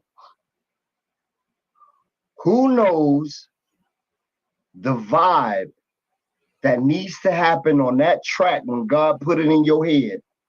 Who knows that vibe better than the person that created it? Right. Okay, so that would mean it's going to take artists to hear what you're saying about what that energy is, and for them to come in and then portray that energy, because you're the God, you're the Jesus of this creation. So if you created it, if they don't listen to the best way you're telling them to attack it, that's not for them. Right. Yep. And Right. that's So basically that's what I'm saying. You know, if I gotta break it down, I can break it down. Yeah, I completely get You feel me, D? You feel me, big bro? Point. You know what I'm saying? I love you for that, man. Straight up. That's what it is, though. I mean, if we could break it down to the least common denominator. Right. That's what if I had to say to you, you created this track. So where would you put the horns? Right. So that tells me that's where you would put those female vocals at. You know where you feel what I'm saying? Got the placement. Because you created it. You hear where the completions can be, but you leave it open so that the rapper or the singer or whatever has options as far as the scale. Yep. Yeah. And then once they get on it, we can mimic it with instruments. You feel me? So, bro, I feel you. It's just crazy. It's Yeah, crazy. It's a lot. It's a lot of work, research.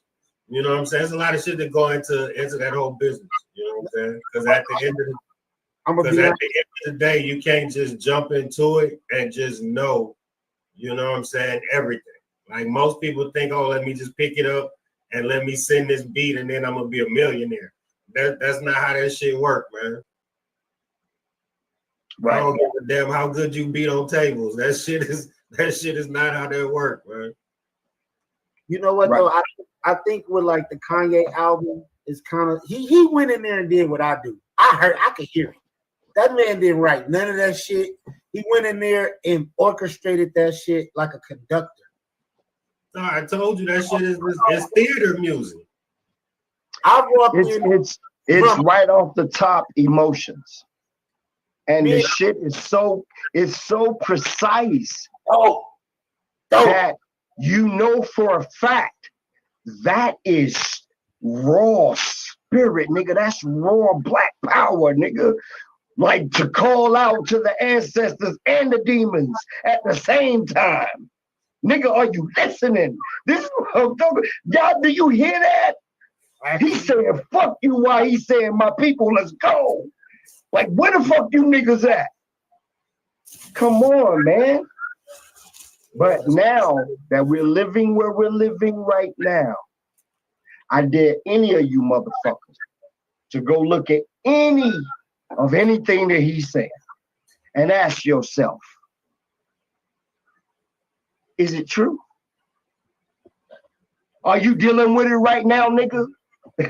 Like, come on. Hey, Drum, this album makes me want to hurry up and complete this Godlight album because the God Got You song, the Godlight song, all of that shit is this. If I would have dropped that album before this came out, it would have been like, okay, we get it. But that album, we've been cooking for at least a year or two, and great albums take a while to make. We cooking though. That Godlight album, man. Play that God Got You one time. We got arena music, people. If that's what you call it, D-Class, we got that shit. Damn, man, look, Kanye shit to me, if he had been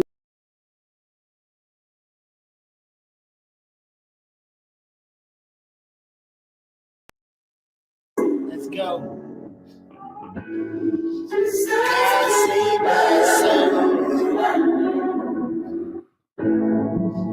Evils I don't know. God save me. God save me. God save me. God like. All I need is God like. Not the type of nigga that you see in the limelight. I can make a whole world, make it shine bright.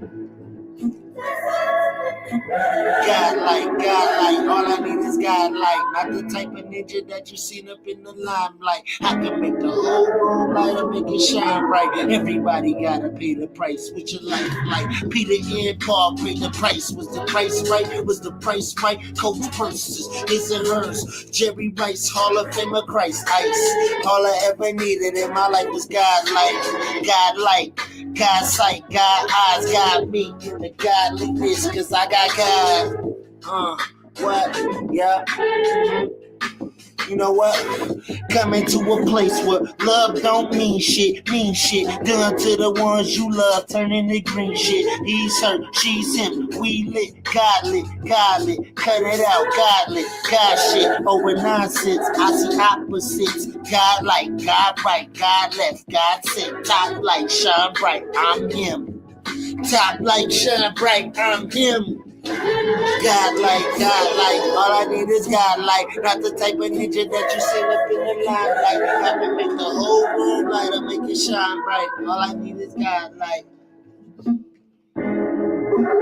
God save my soul. Died for my sins. Evils I don't know. He will be forgiven.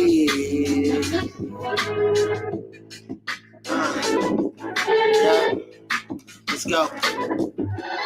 God like, all I need is God like, not the type of nigga that you seen up in the limelight. I can make the whole room light up, make it shine bright. Everybody gotta pay the price, which is like white. Peter and Paul, was the price right? Was the price right? Was it Jew? Was it Catholic? Was it Christ-like? Was it Muslim and Muslim? You seen the price light? If you seen it getting high, if you seen the Christ-like, was it Buddhism, nigga? Was it Hall of Fame Christ? Was it Coach Purses? Was it Jerry Rice? White people, we all against the world if we want the life right. Cause we got left and we got right. God like, God me, God sight, please I might not be as faithful as I've been tested by well investment. God bless man, God bless men. Well off freshmen, faithful to their taste. Faithful to their testimony, they testing on me, they don't love me no more, they be testing on me, see a nigga damn kicking on me, acting like I never been found, never been around God, I done always been around, God like, all I need is God like, not the type of nigga that you seen up in the limelight, I can make the whole room light up, make it shine bright, everybody gotta pay the price, with your life like, Peter and Paul paid the price, was the price right? Yeah.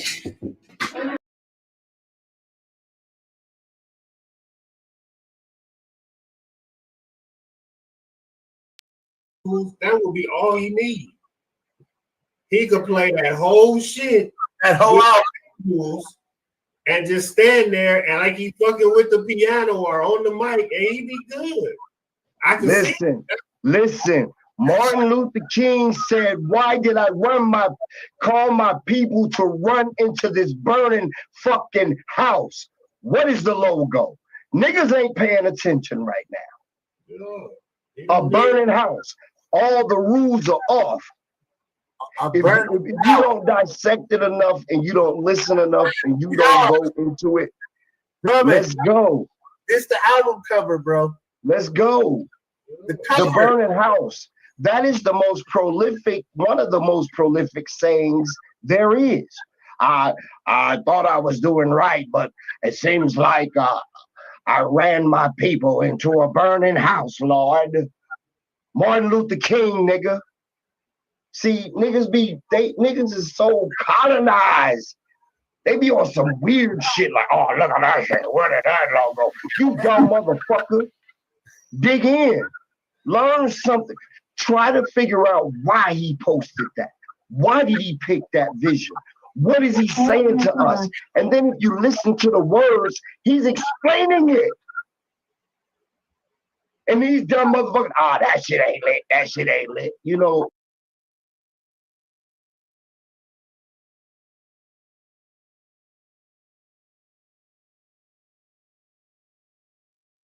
Don't worry, my child. You'll be forgiven for your sins. It's only given to the ones who obey. I was prayed up. I gotta get up. I gotta get up and get on my way. I was prayed up. I was prayed up. They wanna get us get up. I gotta get up and get on. I was prayed up. Prayed up. They wanted me to stay down. They wanted me to stay down. Dug myself up out of grave now.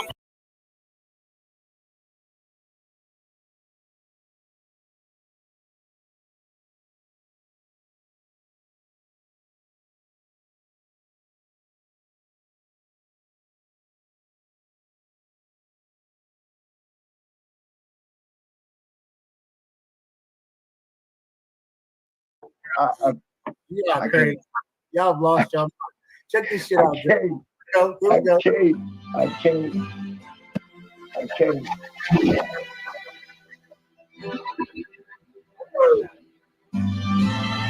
God is powerful, people. Lift me up. Lift me up. Lift me up. Lift me up. Lord, lift me up. I got enough.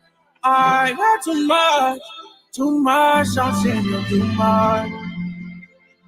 Too much. I'm seeing too much. Lord, lift me up. Lift me up. Lift me up. Lift me up. Lord, lift me up. Lift me up. Lift me up. Lift me up. Pray what you want it to be. Just take it whatever you want it to be. First I don't want it to me. I'll take it wherever you want it to be. Might not allow me to me. You're giving them just what they wanted to see. I want to see the family view. I can't let the family lose. Cause everyone be back and forth like me and you. Oh Lord, I call on you to lift me up. Oh, lift me up. Oh, lift me up. Oh, Lord, I call on you to. No strings attached, that's Bluetooth. That's Bluetooth. Stars are.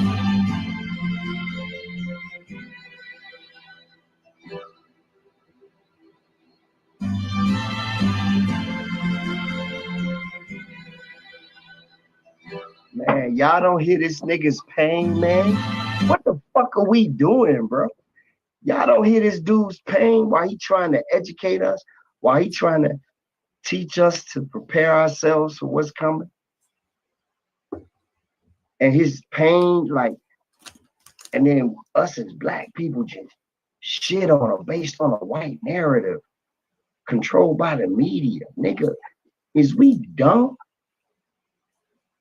Fuck that shit, Joe. This shit is terrible, man. I don't even want to hear no more. This shit's terrible, bro.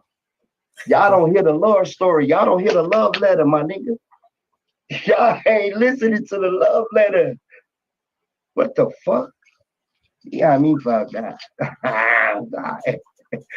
Wait, albums, obviously, because every album was just like every album, bro. Every album. Nah, but I'm saying this one right here is different. This one right here is different. City of God, baby. Listen, this is that nigga that done tied a knot at the end of the rope. He done tied a knot at the end of the rope. We make money. No You text me. Patterns is too clear, man. If you're not paying attention, when any black man get to a certain height in any industry, he's being torn down.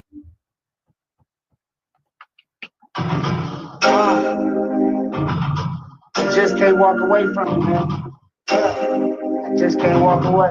Can't walk away from the set, cause the hood needs me. Pulled up, jumped out, no Chris Breezy with the pony on my lap. I have to go and beat me. These niggas think I'm fat, man, tell them it's the heat. Pull up in the beat, friends beat, jumping in the Jeep. I believe this is my streets. A lot of niggas preach, a lot of bitches preach, but they fucking with the people, cause they see it every week. Nigga, I'm the realest, fuck how you been feeling, get high in the bitch, you can smoke in the ceiling, you don't know I'm in the building. You can smell the trees till I'm smoking on that weed. The car gasoline, business 91, you ain't got a choice. From my city, bitch, I bring you the voice. Compton on my back, Compton on my hat. Try had your bitch on my lap. I can make them ass cheese clap.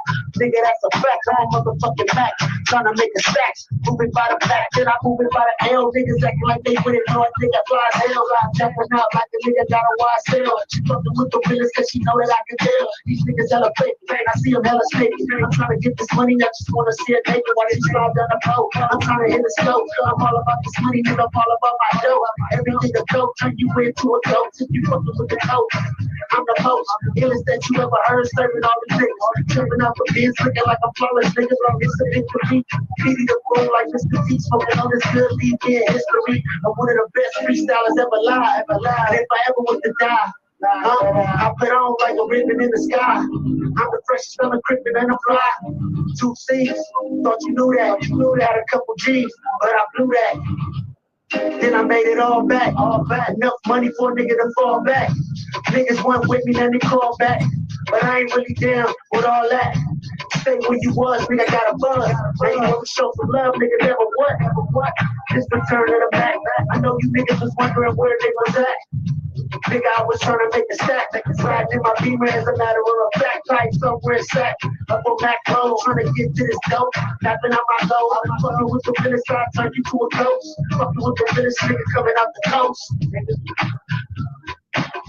Yeah, nigga. That energy right there. Drum. Let these little niggas know. You a freestyle motherfucking king, nigga.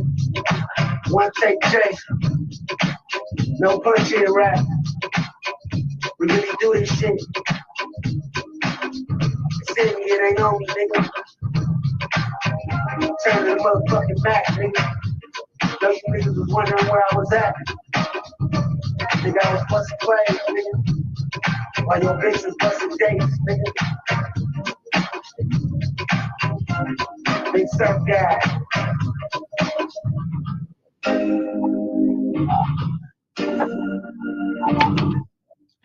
That part. Man, that's one of the classic freestyles, man. And I'm just listening to it as a fan from the outside perspective to know, well, people wasn't in the studio with me, but just you. I didn't pause or what they do nowadays, punch in and all that. That's a freestyle all the way through. It was a 3-minute song to some classic. How you feel about that freestyle, D-Class? I rock with it. I kept singing the actual song though, because I like the actual song. So you couldn't just help. That's one of them you can't help. That's the only that's one of the things I really kind of don't like about the sample aspect of it. Cause like if I like the actual song, like I find myself singing the song more than listening to the person. So it's like, let me blow your mind. So that would be one of them things. Like I would have to listen to it a couple of times to where it's like, okay. Yeah, like but the other side of that is the fact that you're using something so popular. It actually brings attention to people that want to pay attention and listen to what he's saying. And then it might make sense. You see what I'm saying? That's the whole point of mixtapes. A lot of niggas got on because they used shit that was familiar, hoping that people will actually hear their display, because that brings an audience, which is triggering that mind to say, that shit coming. You like, what? And the crazy part about it is as you tune in, you might get a treat and hear this artist. Right. And that's the thing, like even with the whole mixtape air, like I was one of them people, man, like I had to ride and listen to that shit multiple times just because if it was a song that I really liked, it was like, okay, let me see what you did with the song. But at the end of the day, when it first come on, it's like, yeah, okay, I'm thinking, okay, this is where the song, you got to think where it came from, who sung it, all that type of shit, all that go through my mind through the beginning of the song before I even start listening to the artist. So basically, you're speaking from a place where all of the creators speak from when all these motherfuckers sample their music, which is what you know is music, all the way from Dre to Puffy to Pharrell to I don't give a damn. Right. They are using other people's shit. So that also should apply to anybody that's not touching them keys, because then we can say that all of those hits are irrelevant. Yeah. Yeah, I'm one of them people, man. If you start breaking it down and you start looking at all those songs, you're gonna find out, damn, that's from the album. God, okay, yeah. That's from that. Oh fuck! Yeah. I was loving you as a great mind producer that hears this shit from the heavens and play it out of your fingers. I thought that was you, but then when it's broken down and you hear, I'm gonna tell y'all the worst part. The worst part is they took great, beautiful music that had great messages and put gangster rap to it. It was crazy. And did not use any of the beauty in that message. And I'm hearing it like, doo-doo-doo-doo. I know all the original music because I used to drive around Cadillacs, old school cars, and listen to 8-tracks. If the motherfucker had an 8-track player in it, I'm trying to go find some 8-tracks at the record store so I could throw in my old school, and I ain't changing the radio on this motherfucker because this is vintage, right? So I'm a G like that. But I listen to all genres of music, whether it's white, black, Indian, Chinese. I don't give a fuck because come on, man. Come on. Sampling. So just imagine a motherfucker using Marvin Gaye. Oh, think I wanna holler. Yeah, nigga, throw up your motherfucking hands. I'm gonna put a bullet through your ass just as fast as I can. Say something, nigga. Like, come on, bro. Like, what the fuck? If you're gonna use that essence, make that essence match. Make that frequency match your frequency. Create a frequency that matches that. Don't fucking devour the only like. Where the black music creators? Everybody kind of just throwing in the fucking towel. Who got something out new? Shit, it's weird, man. It's weird. So after we are gone, then what? No, but listen to this. Listen to this. Kanye is on his third or fourth generation of making music and hits and changing the world. Is that crazy to y'all when Jay-Z came? I mean, are we looking for a Jay-Z album? A 50 Cent? Think of all the artists that he came up with. This is what exactly, bro. So that tells you who signed the contract and who didn't. Look, I mean, to that point, it's like, think about this. If Jay-Z was to drop an album, though, niggas would definitely go listen to it. Because we want to hear what the fuck you got to say at this point. Listen. That's not gonna happen. That's not gonna happen because anything you say can and will be used against you in a court of law. Facts. And that's why it's not gonna happen. Hey, but listen, it's not just Diddy, bro. It's not one person. It's not a few people. I mean, if there is something, obviously that's probably why a lot of people are quiet. I don't know. A lot of people might just be like, fuck all y'all. My brother cool. When he get out, we gonna come against you motherfuckers and shut you down. I don't know. And it's not my place to call, but what I can say is everything's gonna happen the way it's supposed to happen. And you can't judge people by what the fuck they gonna do. They gonna be quiet, they gonna do this, they gonna do that. But I mean, come on.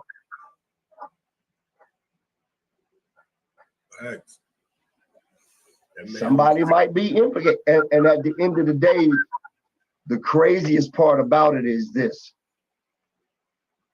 Whether you want to lie about it or not, you're in the footage. Facts. Somebody know. So it's a scary situation for everybody, even though it consensual. Hey, shit, you sign an NDA when you walk in. Somebody make me sign an NDA when I walk in their motherfucker out. I'll be like, no, nigga, no. I'll come back when it's free.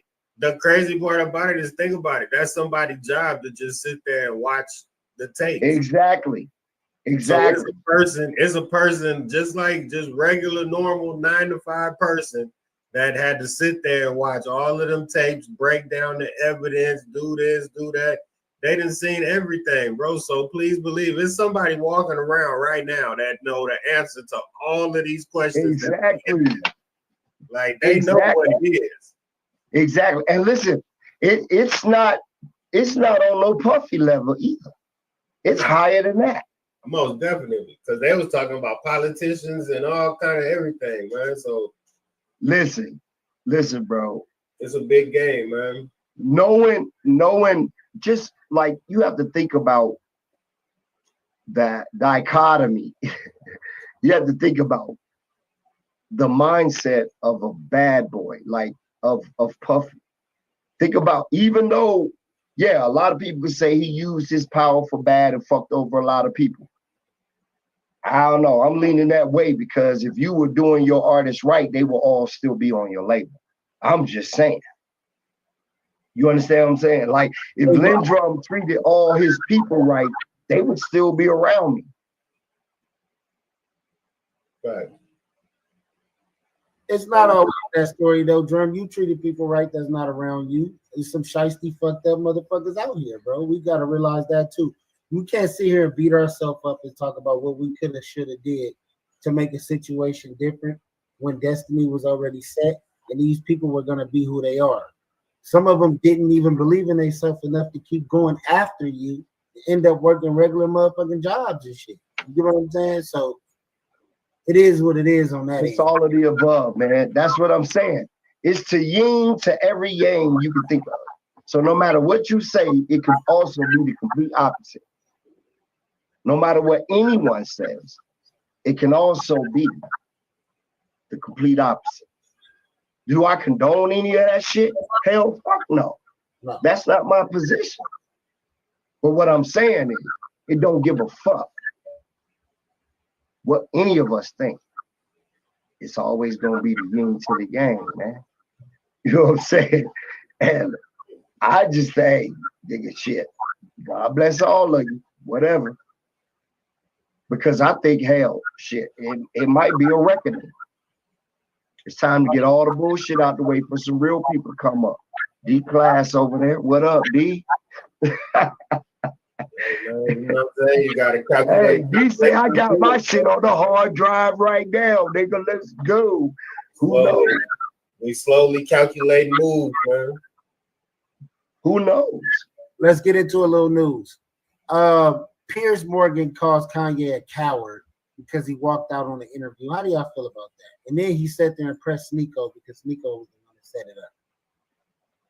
Man, the thing about, I feel like sometimes, man, the thing about these interviews, I mean, the fact that I mean, we do interviews on a regular, but I mean, yeah, I haven't just done a multiple amount of interviews dealing with shit, but it's like, yeah, man, people start asking random ass questions, man, and it's like, bro, if I know you can edit and clip shit a certain way, why would I give you that power? Because you finna get paid off of me just saying a sentence, really.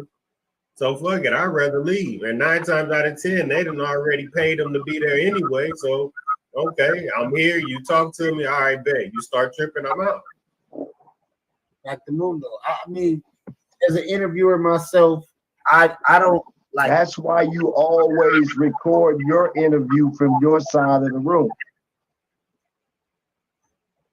But as an interviewer myself, I've had situations where I didn't ask a question. Well, yeah, I guess it's a question if I ask you to rap or something like that, but never like where I'm like Pierce Morgan, white dude, asking you all these anti-Semite questions and why are you doing this and that? And it's just like, bro, he's breaking the matrix and you don't like it.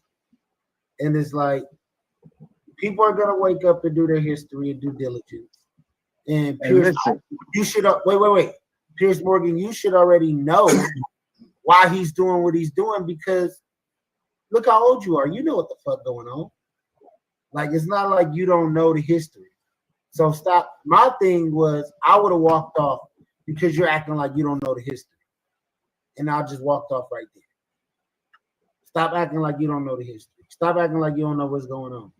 No, you can't walk off. You got to keep them in the hot seat to further prove the ignorance. He proved it by how he acted after he walked off, because he showed his ignorance. He was hot. I think the majority, listen, the majority of the population in England do not hate on black people at all. No. But it's just like they love black people. Like on some other shit. Like it's weird. Like, nigga, we got you apartment, we got your bills paid, nigga, just sign up, nigga. Like, and I know that because I dated a woman from London and I understood everything that she taught me about going there, because she wanted me to go there. And I'm like, fuck you, I ain't going nowhere. So, you know what I'm saying? So there was a lot of things that I was like, damn. And then I thought for a minute, well, it should be that way based on everything you know, took from Africa. So you should give us that's another story. That's another that's a whole other podcast. All right, you gotta see it. You gotta see it from the aspect.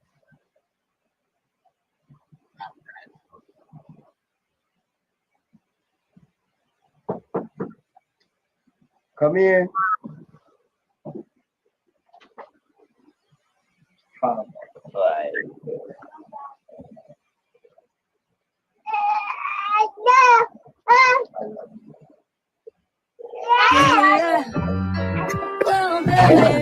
Don't come over here.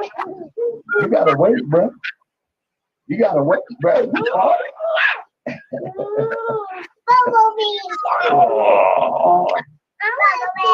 wanna watch Bumblebee? Yeah. Well, I want to see what you're doing. Morgan Uncensored. My first question for you, I guess, is an obvious one. What do you hope to achieve from our conversation? Hi. That right there, being uncensored. In American media, it's very... Hi. Hey, little man. How you doing? You haven't felt my pain. You don't want to feel my pain. Well, no, you don't hold You don't hold accountability to my pain. You're being a Karen. Do you believe that you have any form of mental illness? I believe that I suffered from exhaustion. I suffered from being lied to constantly by the people around me, by my management, by my ex-wife. Do you still love Kim? I absolutely love. I'll love her for life. That interview lasted 2 hours in the end. We covered a lot of ground. There were moments of tension and moments, I think, of mutual understanding. Yeah, he got up and walked off at one point, but he had to think about what he wanted to say. And then he came back and he said it. And we'll have the top lawyers like a Johnny Cochran, Robert Kardashian level legal team, looking at all of these contracts together. After that moment happens, then I will say, I'm sorry. Okay, if that's your position. Interview adjourned. Love you.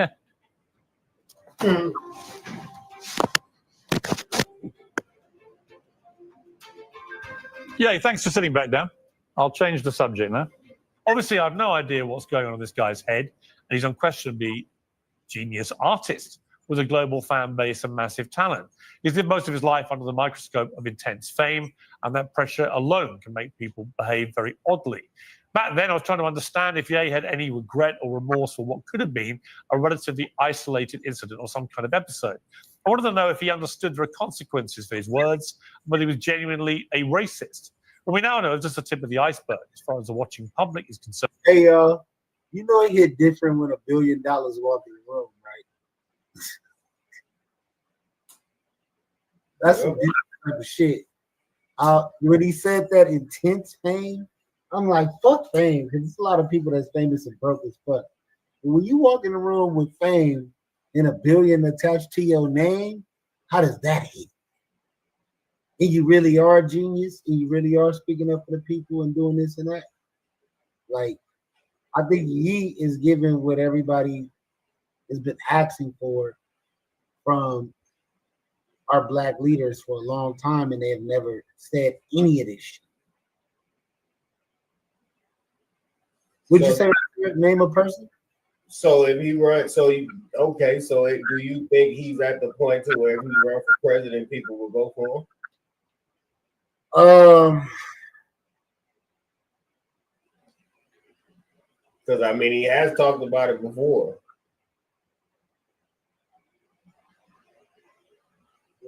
What could he change as a president that's going to help us other than us getting reparation? Who knows? Him being a president could put him in different rooms than what he in now. I'll mute you, John. But yeah, see, I don't really get it.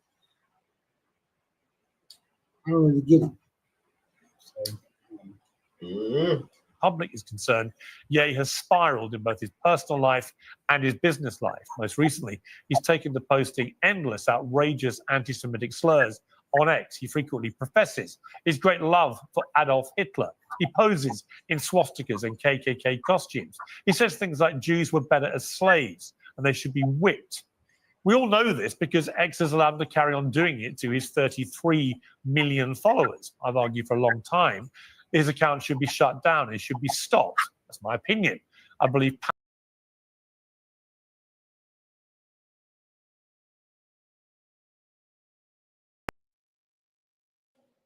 welcome to the news you can use. This is episode 26.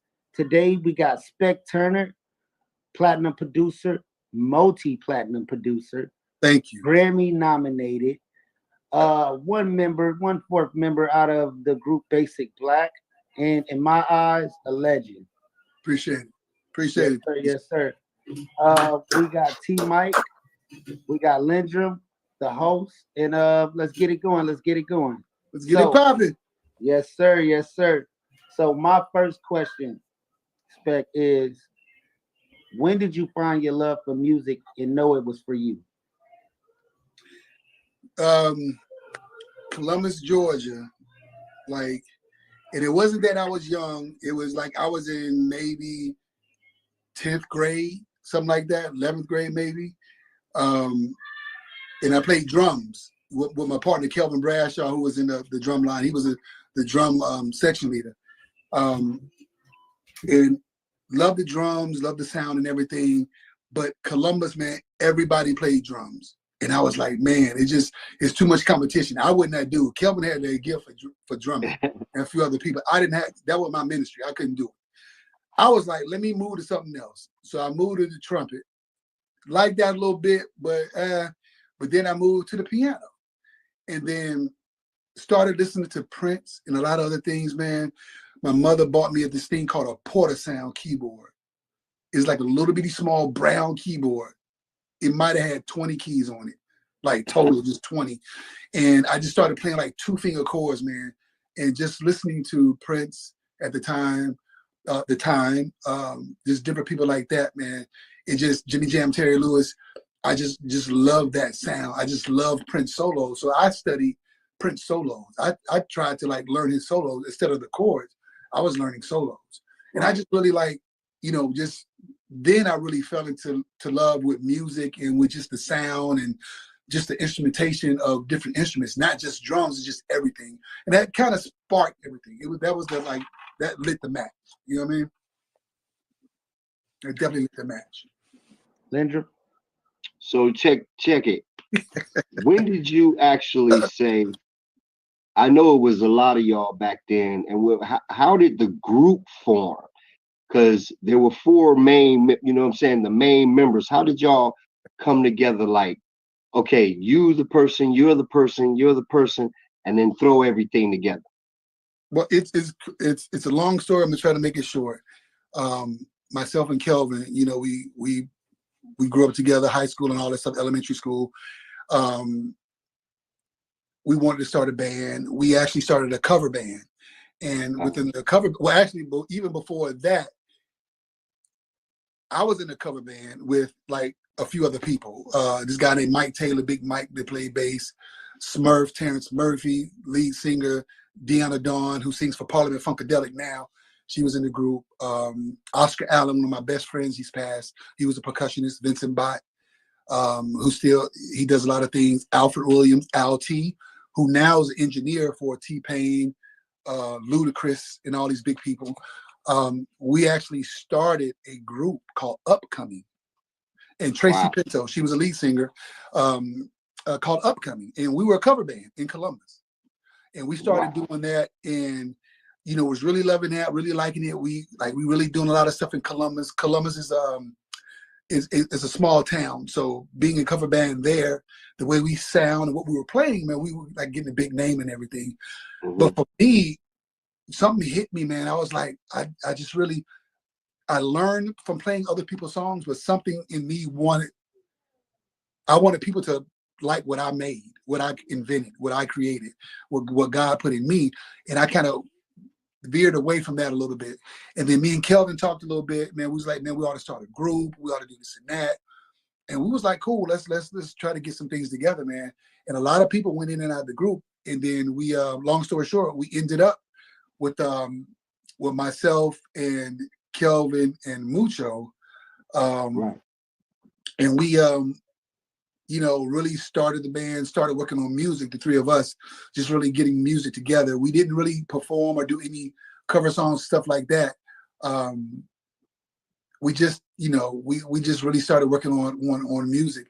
But the band the cover band that I was in, man, we actually opened up for Keith Sweat and some other people, man, and Teddy Riley and Gene Griffin, and Mucho was in that band as well. And Gene was like, man, we love the way y'all sound. If y'all ever come to New York, you know, come holler at me. You know, we was like, all right, cool. Long story short, we found out that Gene's grandmother or mother lived in Columbus.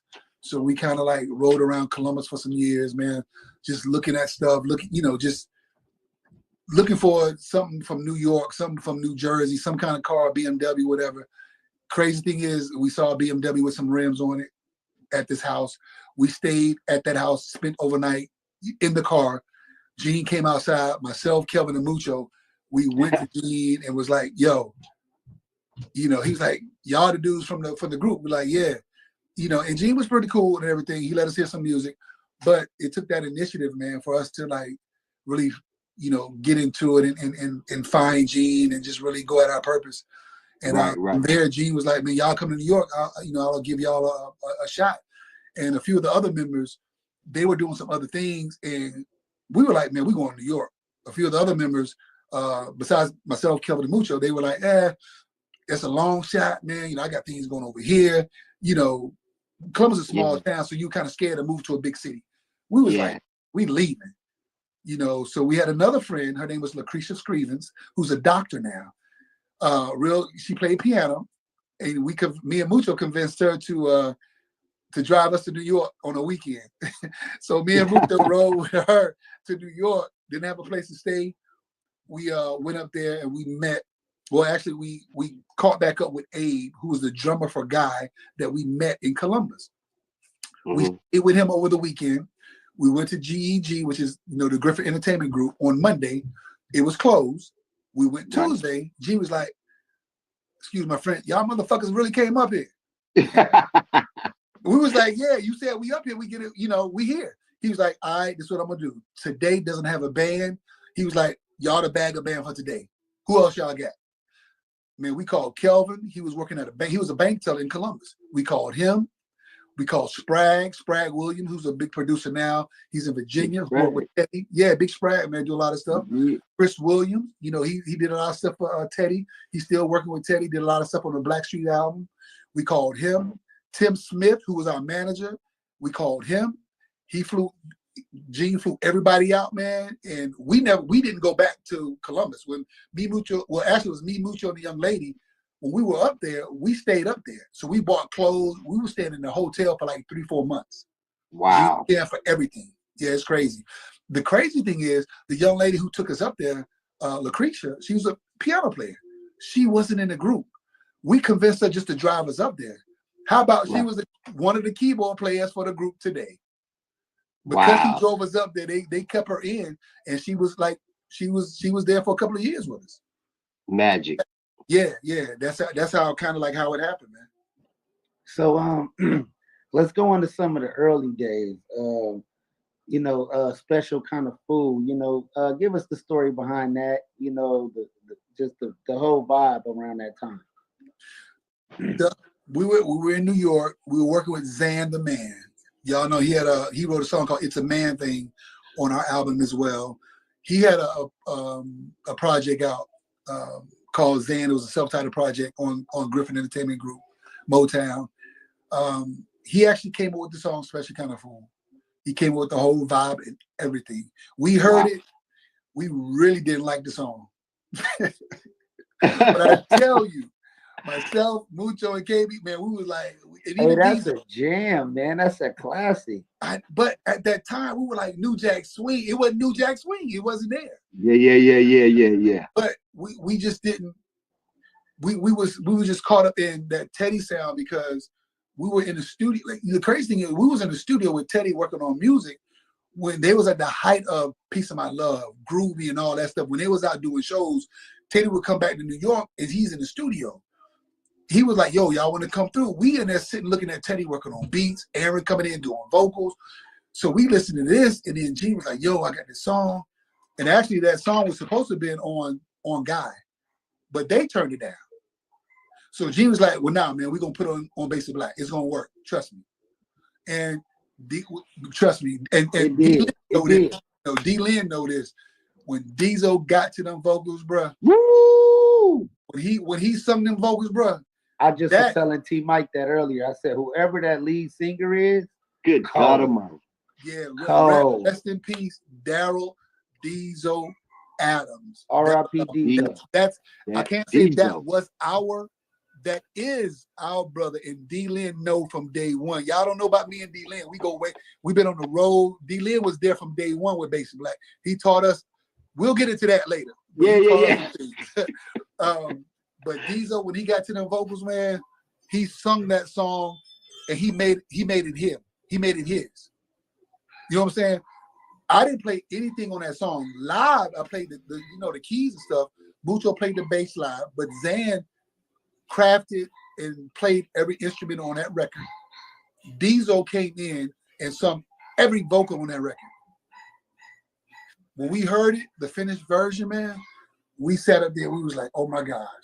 Yep. We from Columbus. They from New York. We understood. Okay, we have things we have to learn. You know what I'm saying? Because New York is totally different. Big cities, New York, Baltimore, anywhere up north, man. Even LA. We've been to LA a lot of times. It's different from Columbus, Georgia, man. We had to like open up our brain and open up our minds, man, to like really appreciate, not being in one lane. And that taught us, look, y'all learn from this. And when I tell you Diesel killed them vocals, man, he killed it. Right. And real quick, it wasn't a single. Hold on, that song wasn't a single on the record. We didn't put that out as a single. The DJs pulled that song off and start playing. Wow. It was not a single. That's why you don't see a video for it. We did 3 videos off that album. We did not do a video. Somebody made like a little wedding video to it. So that's the version I've been watching, and that one got views. So I don't know who that is. Puffy? Puffy did that? Puffy did it. Snoop Dogg been playing it. Like, it's a lot of people, man. Mick Condition, Stokely, he actually was doing a rendition of it as well. So we got a lot of people that actually go in and really love that song, man. Monumental. Yeah. Yes. Shout out to them, man. T Mike, you got a question, man? Yeah. You know, I got a question, man. I hope you guys can hear me. Yeah. So I've worked respect for years, but one thing I think even though I do know, but this is not for me. This is for the audience. So when you guys were doing Basic Black and you guys were coming together as a group, one of my questions is, and this is for you particularly, because I know you can't speak for every other member of the group, but maybe you can. But what were some of you guys' influences to be able to do what you guys do in terms of the music? And, you know, what was it that you grew up on that, you know what I'm saying, got you interested to say, you know what, this is something that I want to do? Who are these artists that you were paying attention to back in those times when you were like growing up to really get you in that groove to be like, you know what, let me get behind this keyboard, let me make these beats, let me do this and that? For me, man, growing up, at the time, once again, I had to say it was the time. It was Prince. Listen to their music. That's what really got me into the music scene and all that stuff. Yeah. We played a lot of that stuff, but when New Jack Swing hit, man, and when we were blessed to, when we took that chance, God was like, go to New York. We went up there, man, and we sat in with Teddy. When Teddy was at his height, that took me to a whole nother level, man. That's when I really homed in on my craft and what I really wanted to do with the music joint. And with Basic Black, and I'm cutting it short, but with Basic Black, man, with that sound, when we first came out, a lot of people, y'all sound like Guy, y'all sound like this. But you got to realize, when the person who created New Jack Swing, the architect from New Jack Swing, Teddy Riley, when he ended up working on music, you from a small town and you sitting right next to this dude, I was like a sponge. Me and Mucho, we were like a sponge, bro. We were studying everything that he was doing. So when our album came out, it wasn't that Gene wanted us to sound like Guy or sound like this. We had to have that New Jack sound because Gene is the godfather of New Jack. He the one that put Teddy them on. But that New Jack sound, bro, that was embedded in me because I was there. I was with the person that created that sound, and you cannot help but create something from that. You know what I'm saying? So if you were there with, you know, working with the Mac, man, when they first started doing it, when Steve Jobs was creating it, you're gonna spin off and create something else just like the motherfucking Mac computer, but it's a little bit different, but it's like the Mac because you were right there with him when he created it and invented it. You know what I'm saying? So we were there when he was doing all that stuff, man, and we learned a whole lot from him, man. I mean, from this day, I use the MPC drum machine. Like, I got the MPC X. I went for the MPC 60, 2000, 3000. Now I got the X. And that was from day one.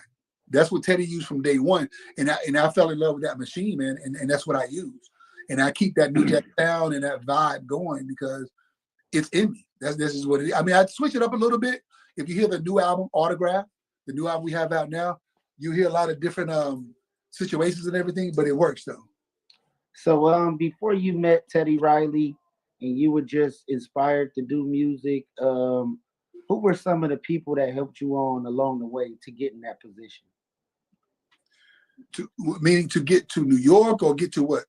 Just, you know, some of the first people to put you in the studio, some of the first people to introduce you to the guys in New York and Teddy and everybody.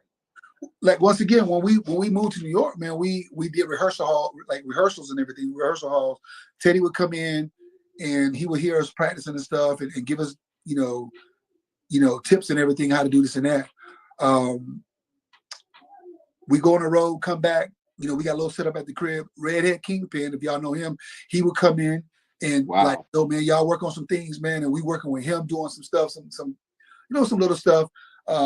They had this group called Deja. I don't know if y'all remember them. We worked with them a little bit. Abstract, Mucho did a whole lot of stuff on Abstract. MC Light came through. Mucho worked with MC Light. You know what I'm saying? So it was a lot of people that was in that New Jack era that kind of that gave us like, just to keep moving, to keep going. And once again, we from a small town, man. So Right. We think That it was was huge. talking everything good, but y'all, man, y'all sound different. We like, no, we sound like y'all. They was like, we don't say y'all. You know what I mean? So we not knowing. So we started, y'all cut the country, even to this day, like even with the group today, man, love them brothers, man. They doing new music. And Big Bub, man, shout out to him. He really fought for us to be their backup band. So he really put us on as well to get us in there, man. And they, Chief, Love, West, all them, they treated us like family. You know what I'm saying? So but they were like, yo, man, y'all from the South, but y'all country. You know what I'm saying? They used to mess with us all the time with it. But it was a love thing. It wasn't nothing crazy, it wasn't nothing funny, because they were from New York and they never really went to the deep South. You know what I'm saying? So when we were learning from them and they were learning from us. Wow. So let me ask you, while we on that, after the success of, during and after the success of Basic Black, what are some of the connections you made and some of the people that you actually ended up doing production for and or working with, per se? The crazy thing is, when we were doing the Basic Black, when we were on the road, we worked with the Boys. We was on road with MC Hammer. We was 357, Boys II Men. We went to Jamaica, did Soul by the Sea with BET. We was with Donnie Simpson, Heavy D. We was a lot of people. But at that time, Gene was like, go do y'all show, come right back. It was a tight knit. So the one thing I kind of missed out on is connecting with a lot of people. Tracy Spencer, Tony. It was a lot of people that we were talking to that we just really couldn't. Gene had a situation with us, man, where we really couldn't do a lot of stuff. But after that situation, man, we branched off and really got to Dallas Austin, which is our homeboy, which is Kelvin's cousin. We really got to him when we moved back to Georgia, got with him. And actually, we were a group called Vaughn, V-O-N. Myself, Kelvin, a friend of mine, Idris, who was on the Basic Black first album on Nothing But a Party. He was a rapper.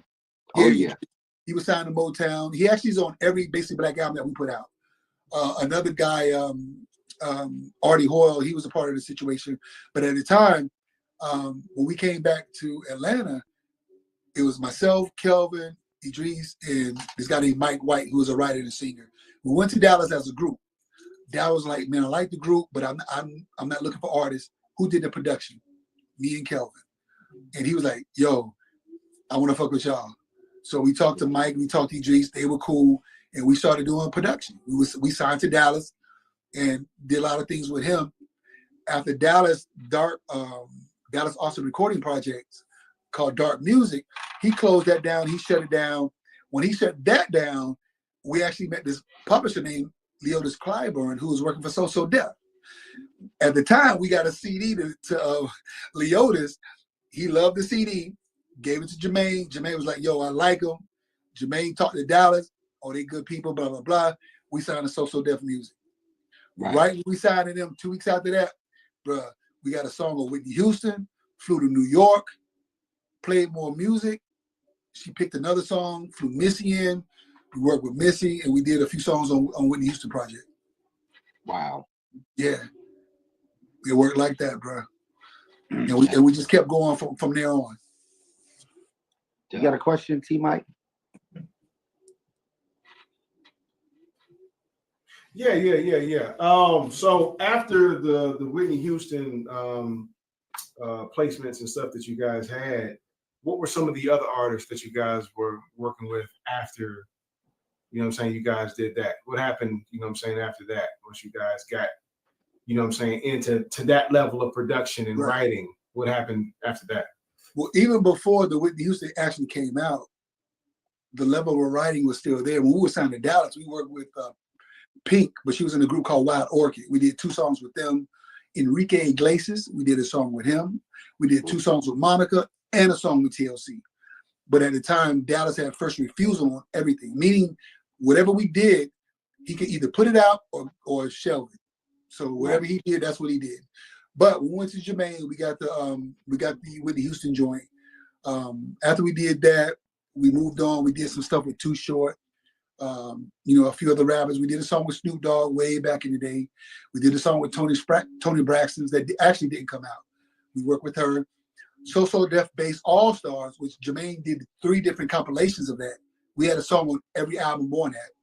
So Def put out a So Def producer compilation with me and Kelvin, Lil Jon, Candy, and the 2 guys from the 2 twins from Jagged Edge. So we did all that with them as well. And then after that, we realized, myself and Kelvin, we realized that being signed to other producers, you can only go but so far, because you know you can't be higher than the person who hired you. Exactly. So we realized that, you know what, we need to really branch off and just kind of do our own thing. And that's where we like, you know what, boom, let's move on and do some other things. So what is your top 5 R&B group of all time? Oh, Basic Black is one. Yeah, yes, well, actually, you know what? I'm gonna do it like Good this. answer. Guy, Basic Black, Mink Edition, New Edition, in the Time. Word up. Not in that order, but those are my 5 groups. Not in that order, but that's my groups.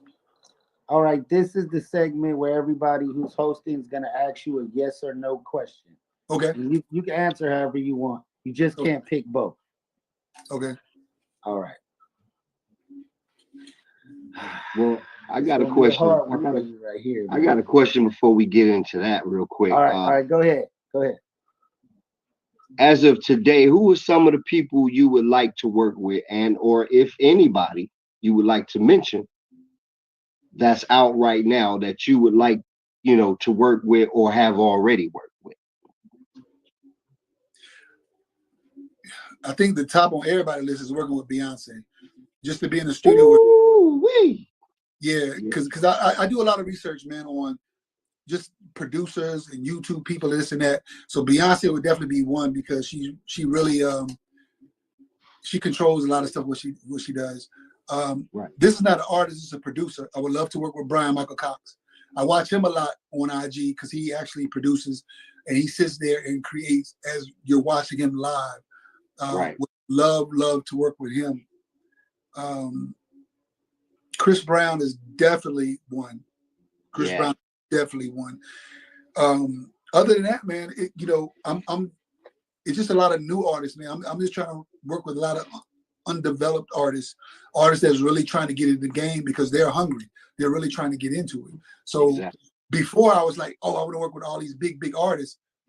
Even though I named Beyonce and a few other people, it's a lot more of artists that are coming up that really have that hunger and that really want, that will show me and I can learn from them as well. Exactly. So that's my main thing. I got a question to add on to D-Lin real quick. This is something I never knew. I don't know, but I'm curious about this. If Michael Jackson were living right now, right, and you had the opportunity to work with him, my question to you would be, what type of tempo of a track would you have produced on? It definitely would be like a 130 BPM. It wouldn't be a up. It wouldn't be a ballad, but it would be something right in the middle. Okay. You know what I'm saying? I mean, it would be something where he could dance to, but he can just feel. You know what I'm saying? I wouldn't want him to dance so fast. He has to move so much that the lyrics doesn't mean a whole lot. You know, I'm gonna give you a song. Not say I would do this on mic, but the song that Chris got out called "Sensational." That joint there, bro. When I tell you it hits the pocket, right? Bruh. That right there. Yeah. Maybe a little bit faster, but something like that, man. For Mike, man, it would be a nice tempo for me to work on him. I would let it, because everybody else would probably try to come with that fast joint or the Lady in My Life joint. I'm trying to get in between. Okay. That's right. dope. All right. So Teddy Riley or Babyface? Teddy Riley. Okay, go Drum. You got Make one. them hard. Make them hard. That's too easy. Yeah. That's too easy. Do you make trap music? Yes.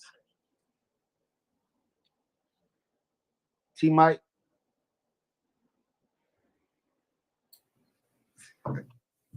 Okay.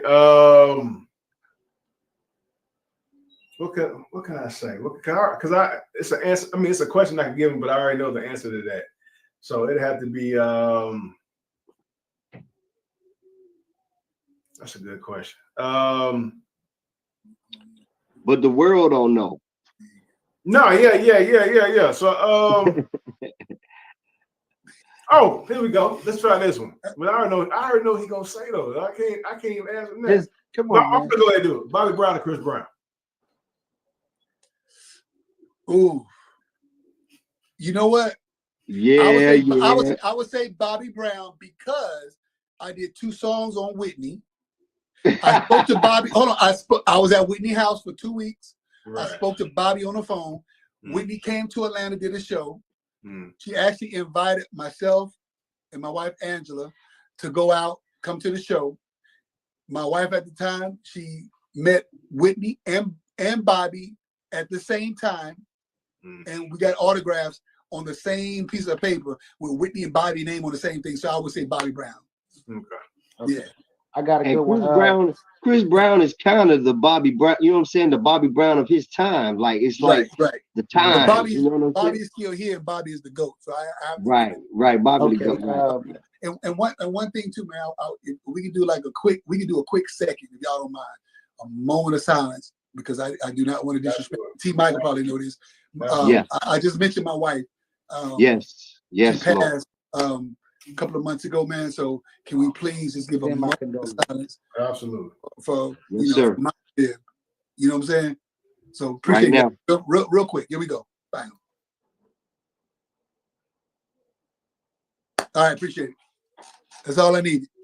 Yes, sir. Yes, sir. So pop locking or break dancing? Break dancing. All right, go ahead, drummer. Well,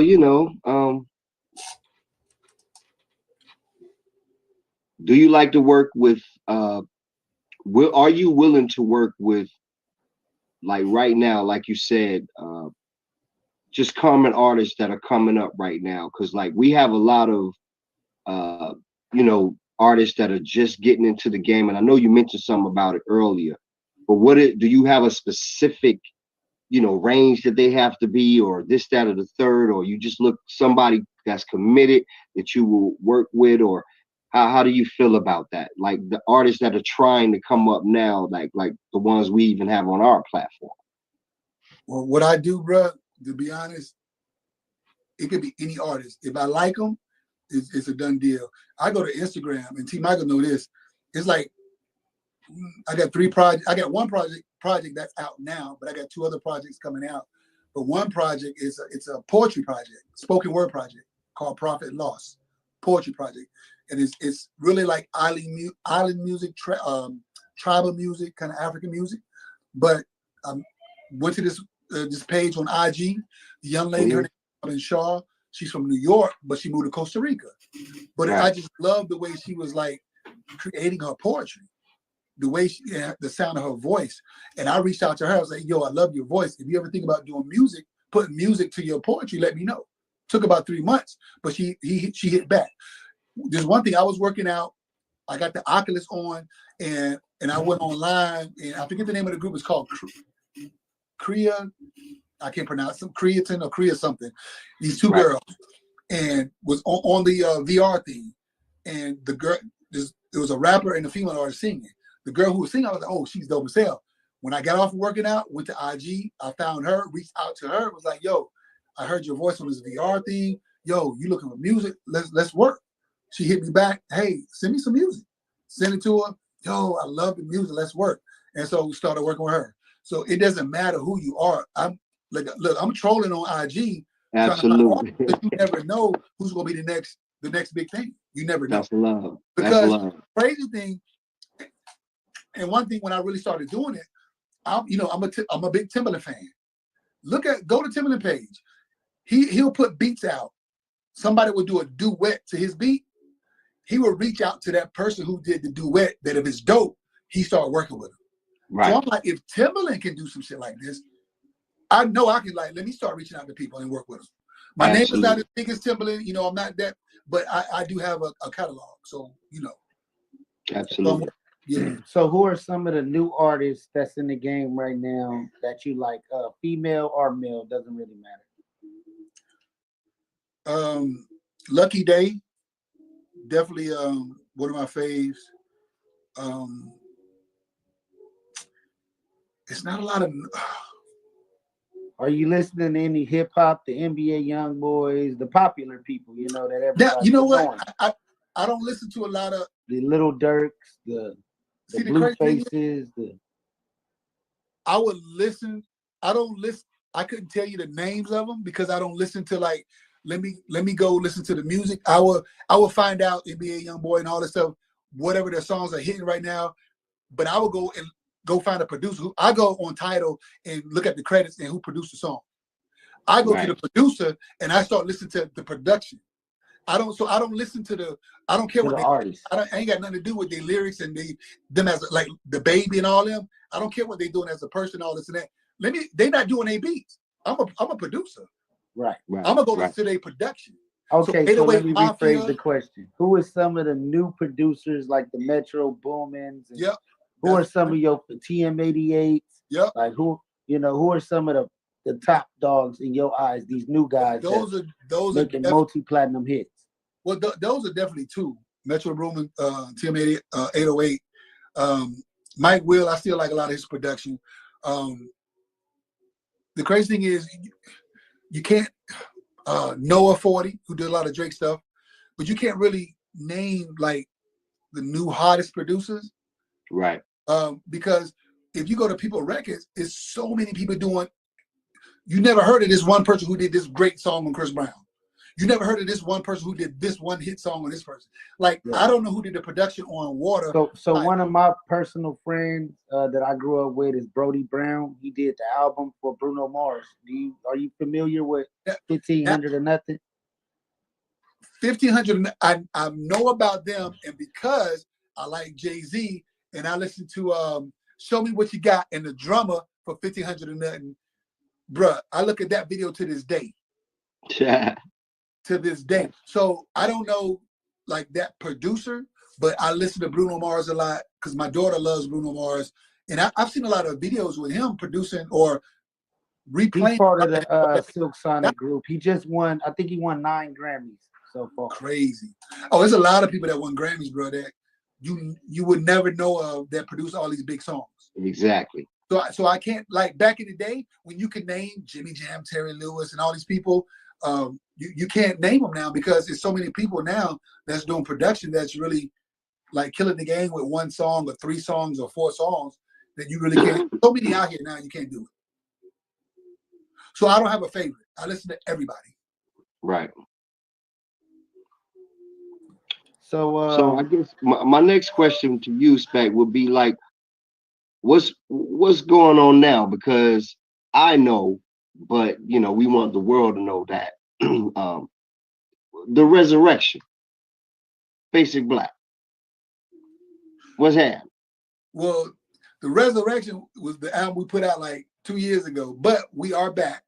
The Resurrection was the album that actually was telling people we're back in the game. We have 2 new singers, Anthony Dupree, who's here with me now, Sean Black Jones, another phenomenal singer, and it was like, yo, we're back.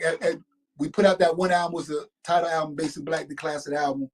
And before we did the Resurrection album, we talked to Diesel Mom and his brother and everything, and they were like, yo, y'all keep doing what y'all doing, keep blessing, keep putting it out, keep the name going. So we titled that album The Resurrection, meaning that, hey, we're coming back up, we're back out. And that was the introduction to the new singers. But now we have a new project called The Autograph. When I tell you, when people hear this record, bro, it's everybody that hear it, they love it. Everybody that hears it, love it. We're actually gearing up to do some shows. We got a lot of show offers coming up. We're doing 2 videos right now, getting ready to throw that out there, do a lot of production and a lot of post video stuff for the album and everything. But we're getting up to do shows, man. And right. It's just music coming out with the group Basic Black, man. Right. Who are the new members in the new formation? Anthony Dupree.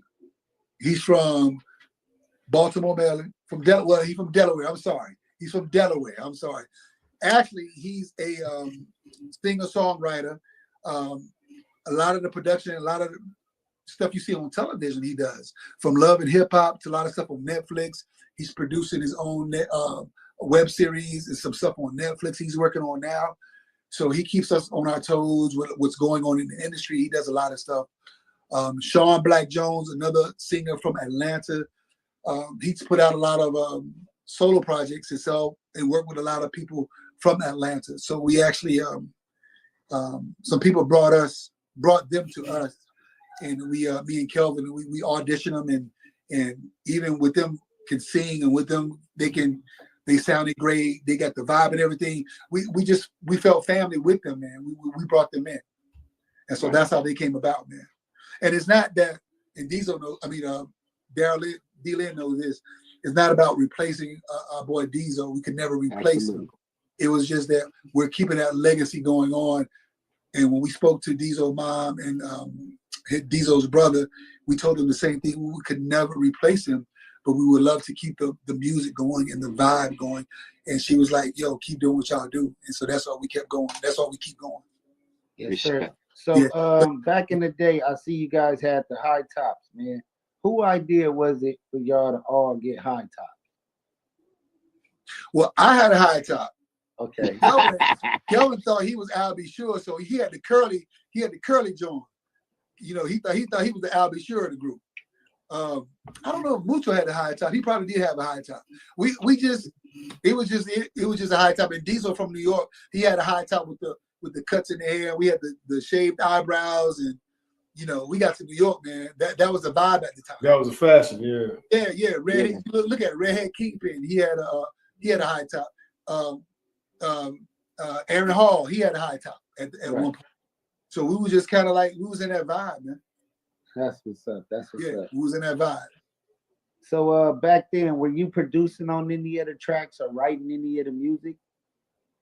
When we were the Bagger Band for the day, or what do you mean? Yeah, back in the day when y'all were doing like special kind of food and you know. Well, no, we were just concentrating really on Basic Black.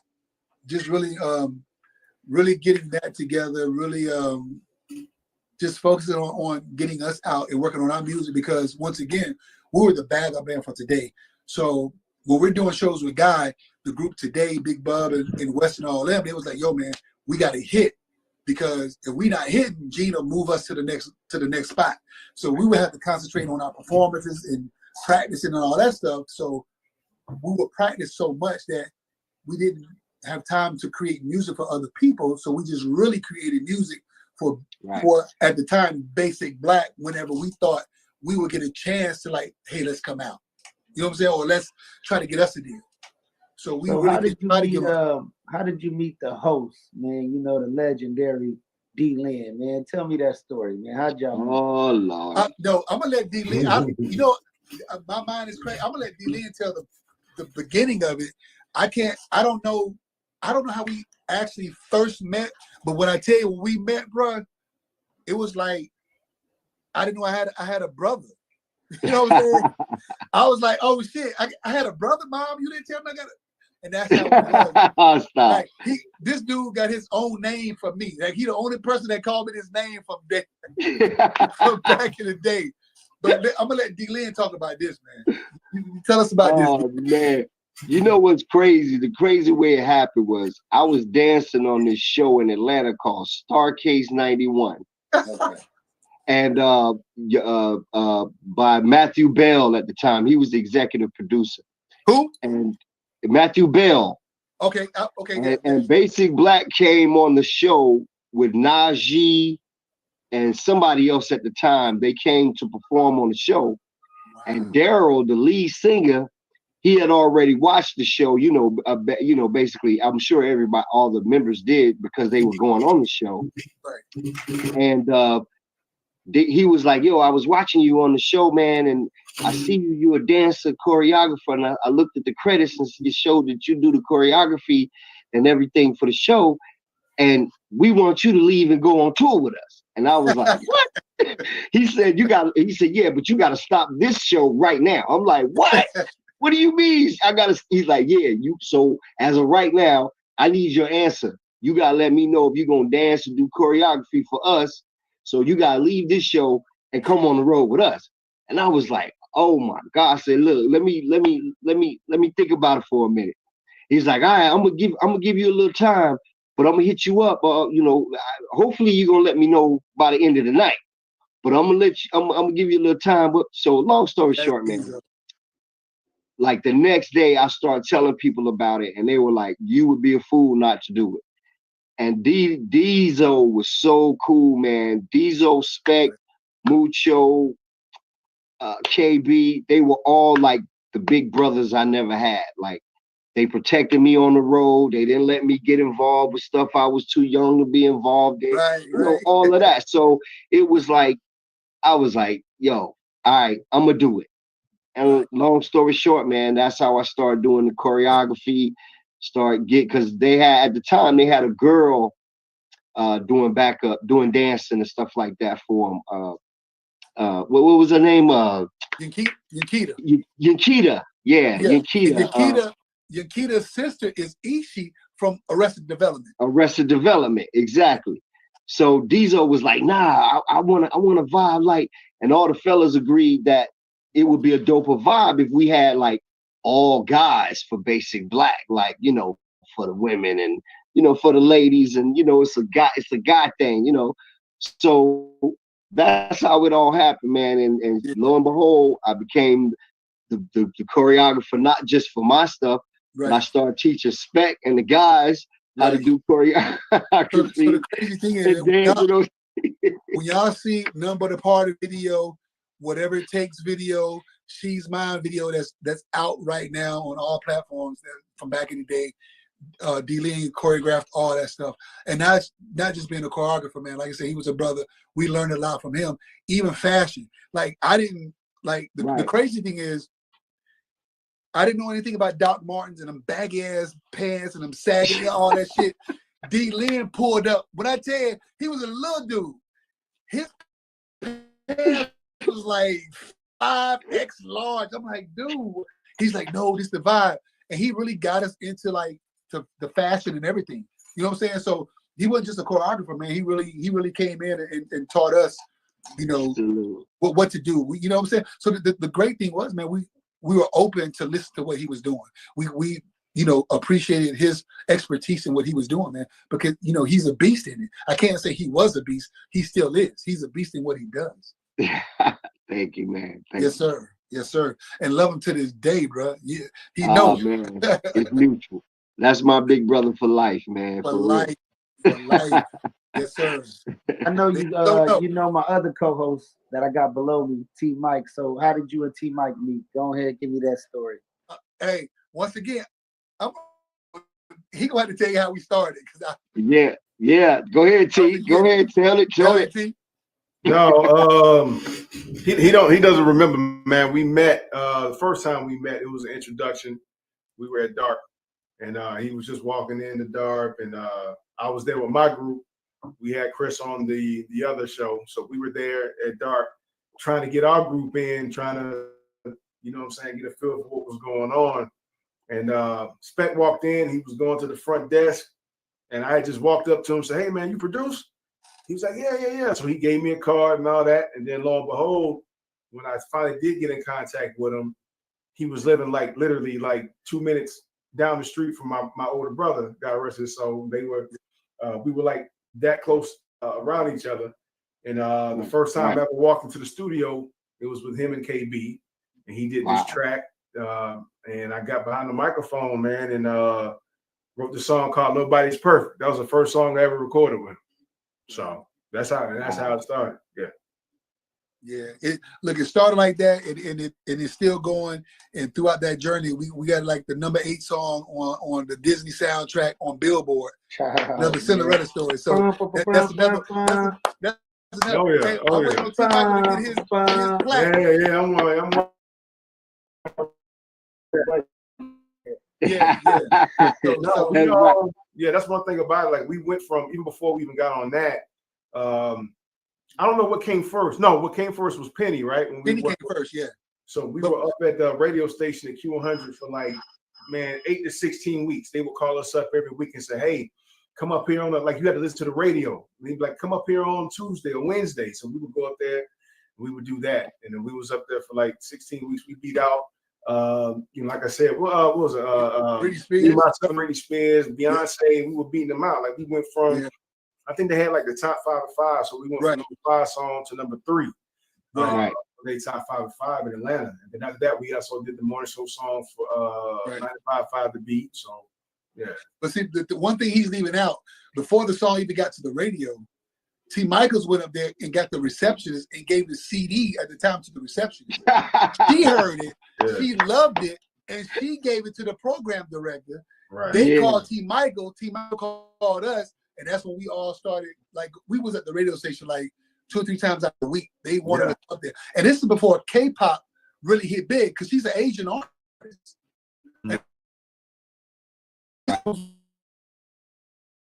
Before K-pop really hit, we was doing this back then. Wow. Yeah, T. Just humble, man. Just humble, man. I appreciate it. I love it. So, I love it, 50 brother. years of hip hop. How you feeling about it? How you feeling about the status of R&B right now? I love R&B, man. It's if you really dwell into it, it's a lot of R&B music that's out there that's really killing the game. You know, they pushing the hip hop, they pushing that, but it's a lot of R&B music, man. That's really out here. That's big noise. So I'm waiting for R&B to get its shine. 50 years of hip hop is amazing. It's great for the culture, but R&B got to R&B got to get the shine, man. We're waiting for the R&B 50 years or 100 years, whatever you want to call it, of R&B. R&B, exactly. That's next. And there's a lot of people doing it. You know what I mean? Yeah. So, who are some of your favorite R&B artists that's out, that's new right now?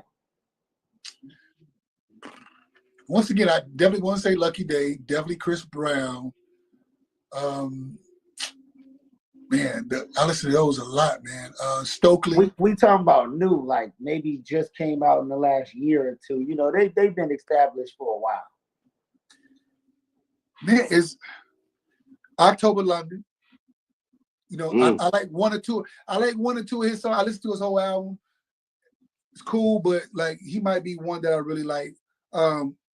But as far as R&B, man, I mean, I still like the old school artists. I still like the people that season in it, because a lot of new school R&B coming out, man. It's I wouldn't consider the Bruno Mars R&B, even though he does a lot of R&B stuff. It's not a lot of new school R&B artists to me that's really paving the way. What about The Weeknd? You got like Tory Lanez. Tory Lanez, he not R&B. The Weeknd, you don't feel like he R&B? He more pop than R&B. Yeah, we talking about Eric R&B Bellinger? music. We talking about real R&B music. I want to shout out Lady. You know, for me, I don't know what it is. They haven't dropped another single yet. I'm still waiting on them, but I like they're a female band, and I really respect what they're doing. Right. I like Jasmine Sullivan, my baby, man. Yeah, but you got to realize Jasmine Sullivan, she's been out for a minute. She's right. It's not right. Her's a good artist. That's her is wonderful, right? But then you got Usher, but Usher's he's been in the game for years, but he's still killing the game. Oh, Coco, Coco, I like Coco too. So are you guys looking to work with any new artists, like undeveloped R&B artists? You know, I be coming across a lot of them. You know, it's a guy named Charlie Be Real, and he makes like old school R&B. I'm talking about like classic old school R&B, but he's like fairly young. He plays instruments, and I'm sure he's done a lot of great stuff. But I feel like people like him need some shine. You know what I'm saying? Right. I'm willing to work with any new up and coming R&B artist. I don't care who it is, even pop, because I do EDM. I got an EDM project that's out. I got a kind of a pop kind of project that's about to come out called Splice of Heaven. That's about to come out, and I got the poetry project, which is totally different. But I will work with any artist that are hungry, but they can't come into the game talking about, yo, this is how it need to be. Out, you know, if it ain't like this, I'm not doing it. They got to be open. I'm open to work with you, you have to be open to like, hey, here's some of my ideas. Let's collaborate and make a good effort. You know what I'm saying? Right. If you're gonna be stubborn in yeah. what you do, you be stubborn in what you do. I'm gonna be stubborn with my Megan Thee Stallion platinum plaque with Houston platinum. All that shit that I'm doing. I can drop names, and I don't like dropping names, but I can drop a whole lot of names too. Oh no, we're gonna get into it. So drop some of them names you got them platinum tracks with right now, so the people know what it is. Drop the names. The Megan Thee Stallion once again, the Whitney Houston, the Disney, Selena Gomez, Too Short. You know, on that, the platinum plaque, the basic black. You know, we got the gold joint. For us, the plaques, that's everything there. But working with Pink, Tony Braxton, Enrique Iglesias, Dallas Austin, Jermaine Dupri, the twins from Jagged Edge, Silk from Lil G, Bobby Valentino. You know what I'm saying? I mean, it's just I work with a lot of people, man. Keep going. Come on, keep going, Spec. It's more than that. Come on, that's Spec. enough. That's enough. Hey man, we gonna clap it up on that one, y'all. That's enough. Like, we gonna give a legend his flowers right here, a living legend. You know, a lot of our legends ain't living right now, and you're a living legend. But the crazy thing is, man, to be doing this, when we first dropped our album was 1990. It's about to be 2024, and we just got a song placed on Megan Thee Stallion in 2023 that's still popping. Right. So to be doing music from 1990 to now, you know what I'm saying? The energy is high. Exactly. That's a feeling to itself, man. So I'm happy about people still loving the music and still working with, like I said, I got new artists coming out, man, and new projects I'm working on that, you know, that's coming out. So I'm happy that people still loving what I'm doing. Hey, don't stop. Keep going, man. You're doing a great job so far. Hey, if it ain't broke, don't fix it. You know what I'm saying? God keep blessing me. I'm gonna keep doing it because some days, bro, you know, when you got a gift, man. Because like I used to take lessons for piano, and at one point I was like, I don't want to learn how to go here and go there and do this. Right. I want the feeling to take me there. And I stopped taking lessons. And when I stopped taking lessons, bro, that's when really music kind of flourished and the vibe kind of went through me. So, I got a question, Spec. I was telling Lindrum and I was telling T. Michaels, you know, music don't give you the goosebumps and that feeling no more. Yeah. You know, why is that? What happened? Because people are taught. Because people are taught to go here, play B flat minor, play A flat. They taught to go here. Oh, this goes with this. But when you're taught to like just vibe, man, let's just vibe and just work with something and just let it flow. Even though you're not playing it right, you don't supposed to do that there, but it works. It feels good. Just let it go. And that's what I do. That's the type of music I do, man. And the crazy thing is, when you do music like that, for me, if three or 4 days go by and I can't create anything, bruh, I start praying because I'm nervous because I'm like, God, is this it? Right. Look, I got please. I still want to do music. Can you please put something in me so people can hear it, hear what we're doing? You know what I'm saying? And next thing you know, man, boom. You know, I get that feeling back, and when it comes, man, you just create. You just create. So Quincy Jones or Ray Charles? Ooh, Ray Charles. Because reason why, this had to be a gift from God because he didn't see what he was doing, bro. He didn't look at those. He didn't look at the minor keys and the major keys like, okay, because you can remember patterns. Like you can remember like 1, 3, 4, 6, 9. And you know this key is 1, this key is 3. You know the keys. So when you're looking at it, you're just remembering what you learned. Like, I'm gonna hit these keys. But if you can't remember the pattern, if you don't know, if you're walking down the street, if you don't know to turn right here, and if you have to go by a feeling or what you hear, you know it's God. You know it. So definitely Rachel. Definitely. Okay, I got another question. Do you feel like Puffy ever really produced a beat? No. He's not a producer. He's visionary. A coordinator. Visionary, Yes, which is different. I do that sometimes. No disrespect to Puff, you know, shout out to Puff. But it's no disrespect even to Puffy or to you, because sometimes I can't get people in the studio, but you might be able to get all them great minds together to make that hit. Yes. So that's a gift that you got to make people come together. Okay, with that being said, who you got, Jermaine Dupri or Puff Daddy if they do a versus? Puff Daddy.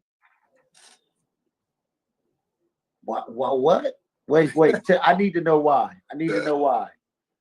Man, for me, bro, Puff Daddy, because he got, man, I love the Mary J. Blige remixes that he did, the Biggie stuff that he worked on, the Jodeci stuff that he worked on. Bro, it was a lot of artists that he really pushed out. You know what I'm saying? Even though Jermaine Dupri is a producer, Jermaine had Criss Cross, Escape, Jagged Edge. He worked with a few other people, man. But Puffy, that Jodeci joint, man, when he really crafted them to get them a certain way, but that took me to a whole nother level. Okay, do you feel like Dr. Dre really makes his beats, and is he a self-proclaimed greatest producer of all time, or is he really that? That's a hard one, but he's a producer. He's a great producer. I give him that. But you got to realize, he will say, you have to read between the lines. He doesn't play instruments. He could program. He could program his ass off, and he might play one or two notes. But you listen to his music, it's live bass. It's Fender Rhodes. It's all these lead sounds that he does not play. So you have to have people like myself come in that play keyboards and play piano. Exactly. I'll start playing I'll Stewart. start playing a vibe, and he might be like, no, I don't like that. I like what you did earlier. But the key is, I like what you did earlier. Right. He heard it. He heard what you did, and like, yo, do that. That sound better what you did earlier. So he have that expertise to, like, instead of you going with this version, you went with his version. But it's still something that you created, that you played. Right. It's technical. I'm sorry, but it gets there. So how do you feel about the culture right now with hip hop starting off being our culture, and then nowadays when you look around, you don't really see us, or you don't see hip hop outside. You still see graffiti, but ain't nobody on the corner battling no more. Nobody got the big boom boxes. Where is hip hop living now? Is it only on the internet, or is it still living in the street? Man, it's on the internet. It's on the internet. Yeah, a lot of people beefing on the internet. A lot of stuff is on the internet. That's where you make your money. It's not really a street thing right now, which is crazy. It's really on the internet. I mean, when you ride down the street, do you still hear loud music coming out of cars, and just the feeling of hip hop? Do you still see it anywhere? I see the fashion, but with the fashion, I see earbuds, I see headphones, and then listen to the music. I don't definitely don't see boom boxes. No, you don't see boom boxes. Sometimes you hear it coming out out the cars, but really a lot you really don't hear it. I hear it a little bit, but I see it more headphones, the way people dress, stuff like that. You don't see that much graffiti. Well, now because of the 50 years of hip hop, you see a lot of graffiti now because that's what's going on. But other than that, you really don't. I really didn't see a lot here in Atlanta. So how do you feel about club dance culture? Do you feel like people still dance in the club? Is a dance record even a hit, or is it just a TikTok song? There's no dance culture no more, man. Not at the clubs. Nope. Yeah, it's not. And I used to go to clubs. I really don't go too much anymore because nobody dances.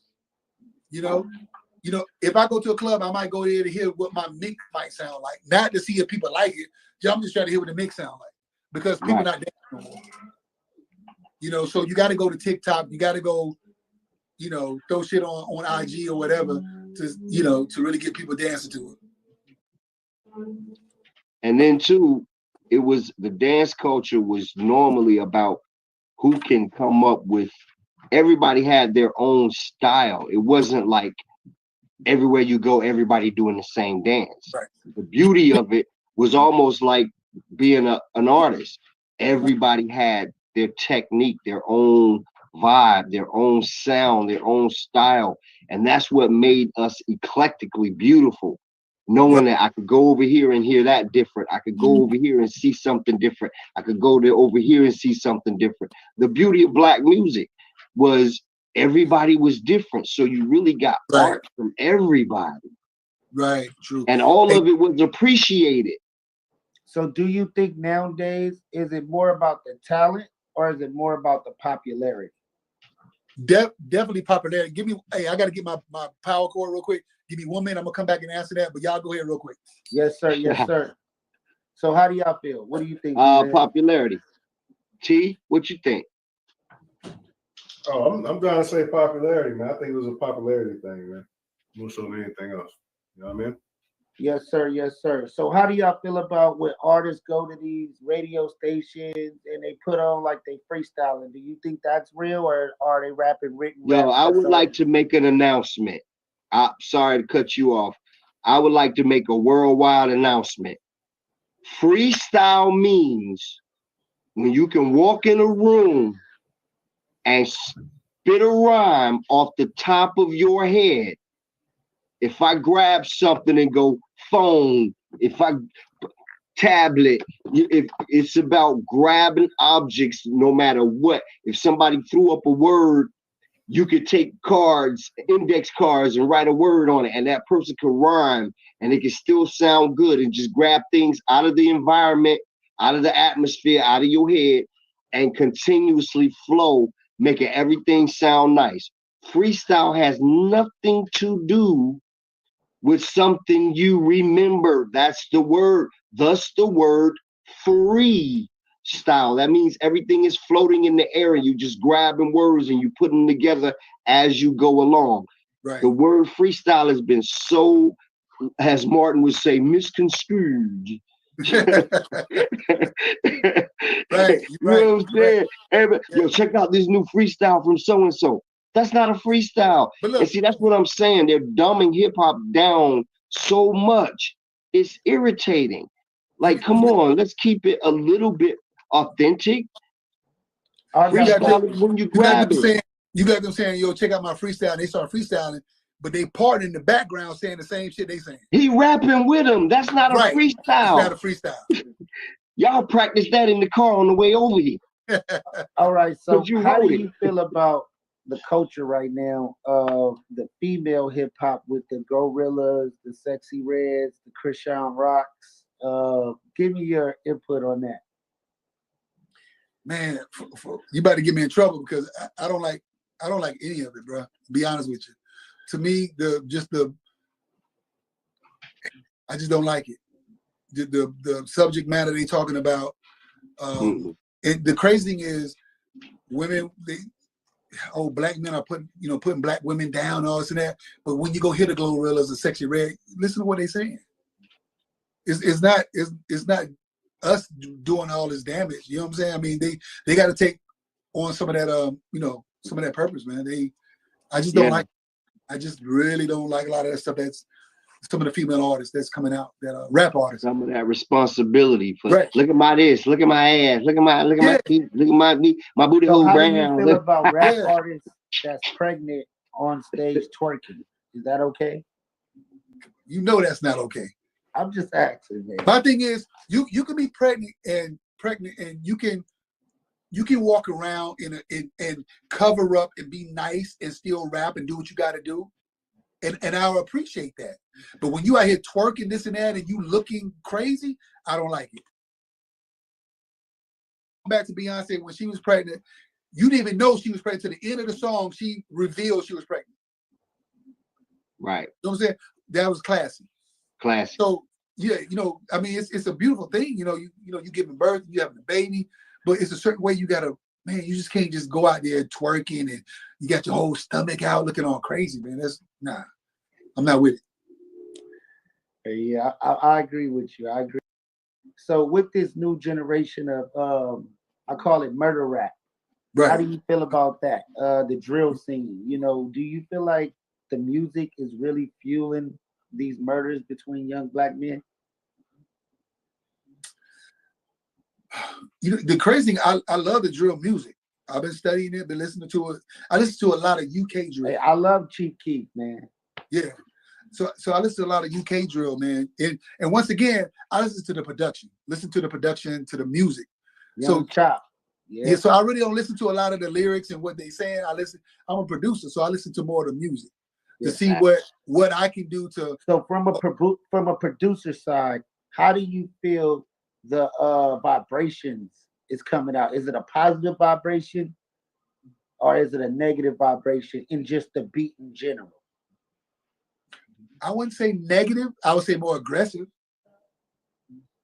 It's definitely a more aggressive beat. Like war music, like it's time to go to war. Yeah, but you can go to war in a good place because you're trying to protect your tribe.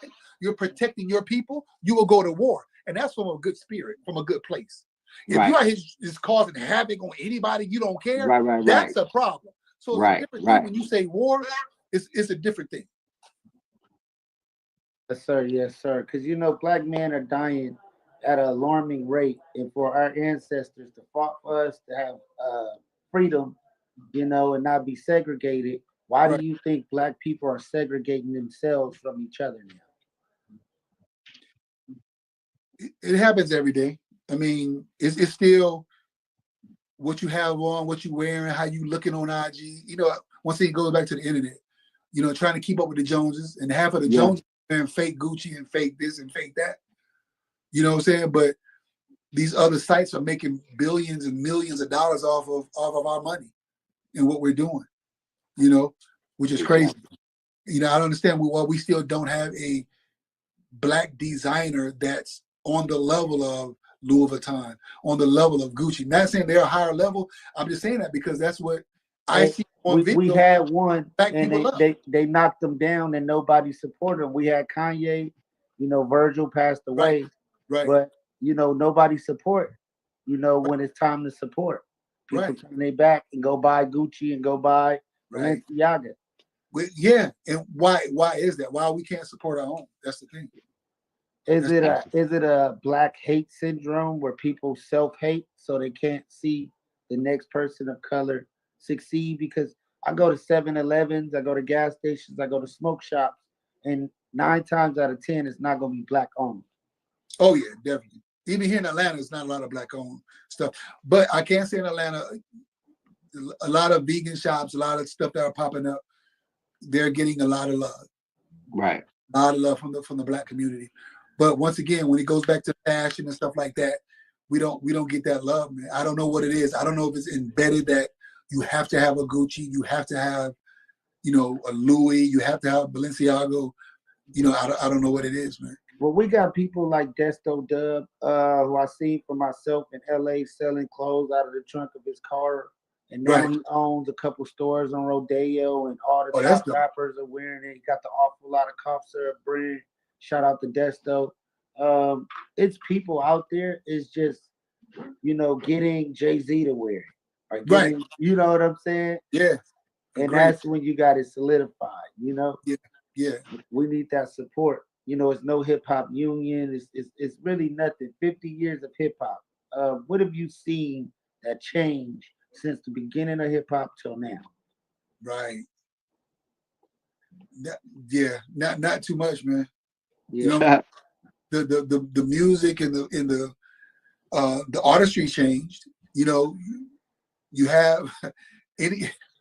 I hate to say it, when you go back to Glorillaz and Sexy Reds and all, it's like if you come up with one song that's kind of hot, boom, you can get a #1 record.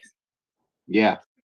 That's how watered down the game is. Right. Well, even Neo was on an interview a couple of weeks ago I was looking at, and he said that the music industry was an elite group. You just could not put out a song or get in the game because you're a creator. You have to know your craft. You have to know how to sing and dance, know how to write your raps, know how to do certain things before you can get in this group or be a part of this community. But now, hey, if I got a phone and I got a beat maker on my phone and I can record my vocals, shit, I just throw anything out and the stick is stick. Hey, shout out to the people, because I love to see our people, whether they good artists or not, as long as they black and they proud, they out there winning, win. You know what I'm saying? But be conscious about the message you're putting into your music, because we all got kids, we all got grandkids, and they listening to it. So definitely agree with you on that. Yes, sir. Yes, sir. So how do you feel about this new Kanye album? Have you heard anything on the new Kanye album? I haven't heard of any of the new production, man, but I'm a Kanye fan, bro. Yes, sir. Me too. From day one. I still watch that documentary to this day to hear shit that I missed throughout the whole documentary. And to me, he's a genius with that production and what he was saying, because what he said when he first started doing that documentary, it happened. Everything that he said, it happened pretty much. You know what I'm saying? So, and he's a genius with his production, man. Yes, you sir. can't take that away from him. Do you guys got any more questions? Man, I'm cool. I think my brother has given us a world of information and a whole lot of love. Yes, sir. Appreciate it. What about you, T. Mike? Oh yeah, absolutely. I mean, he answered everything that, you know what I'm saying, you asked him, man. We asked him, so yeah. I think Yes, we sir. feel him, man. So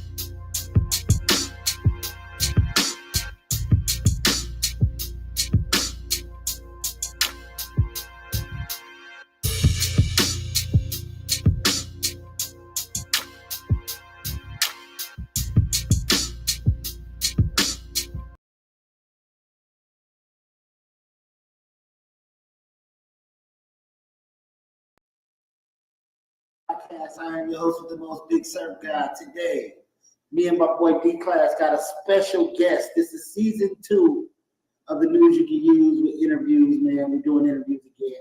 But we have none other than Joker Loc, man, the artist, man.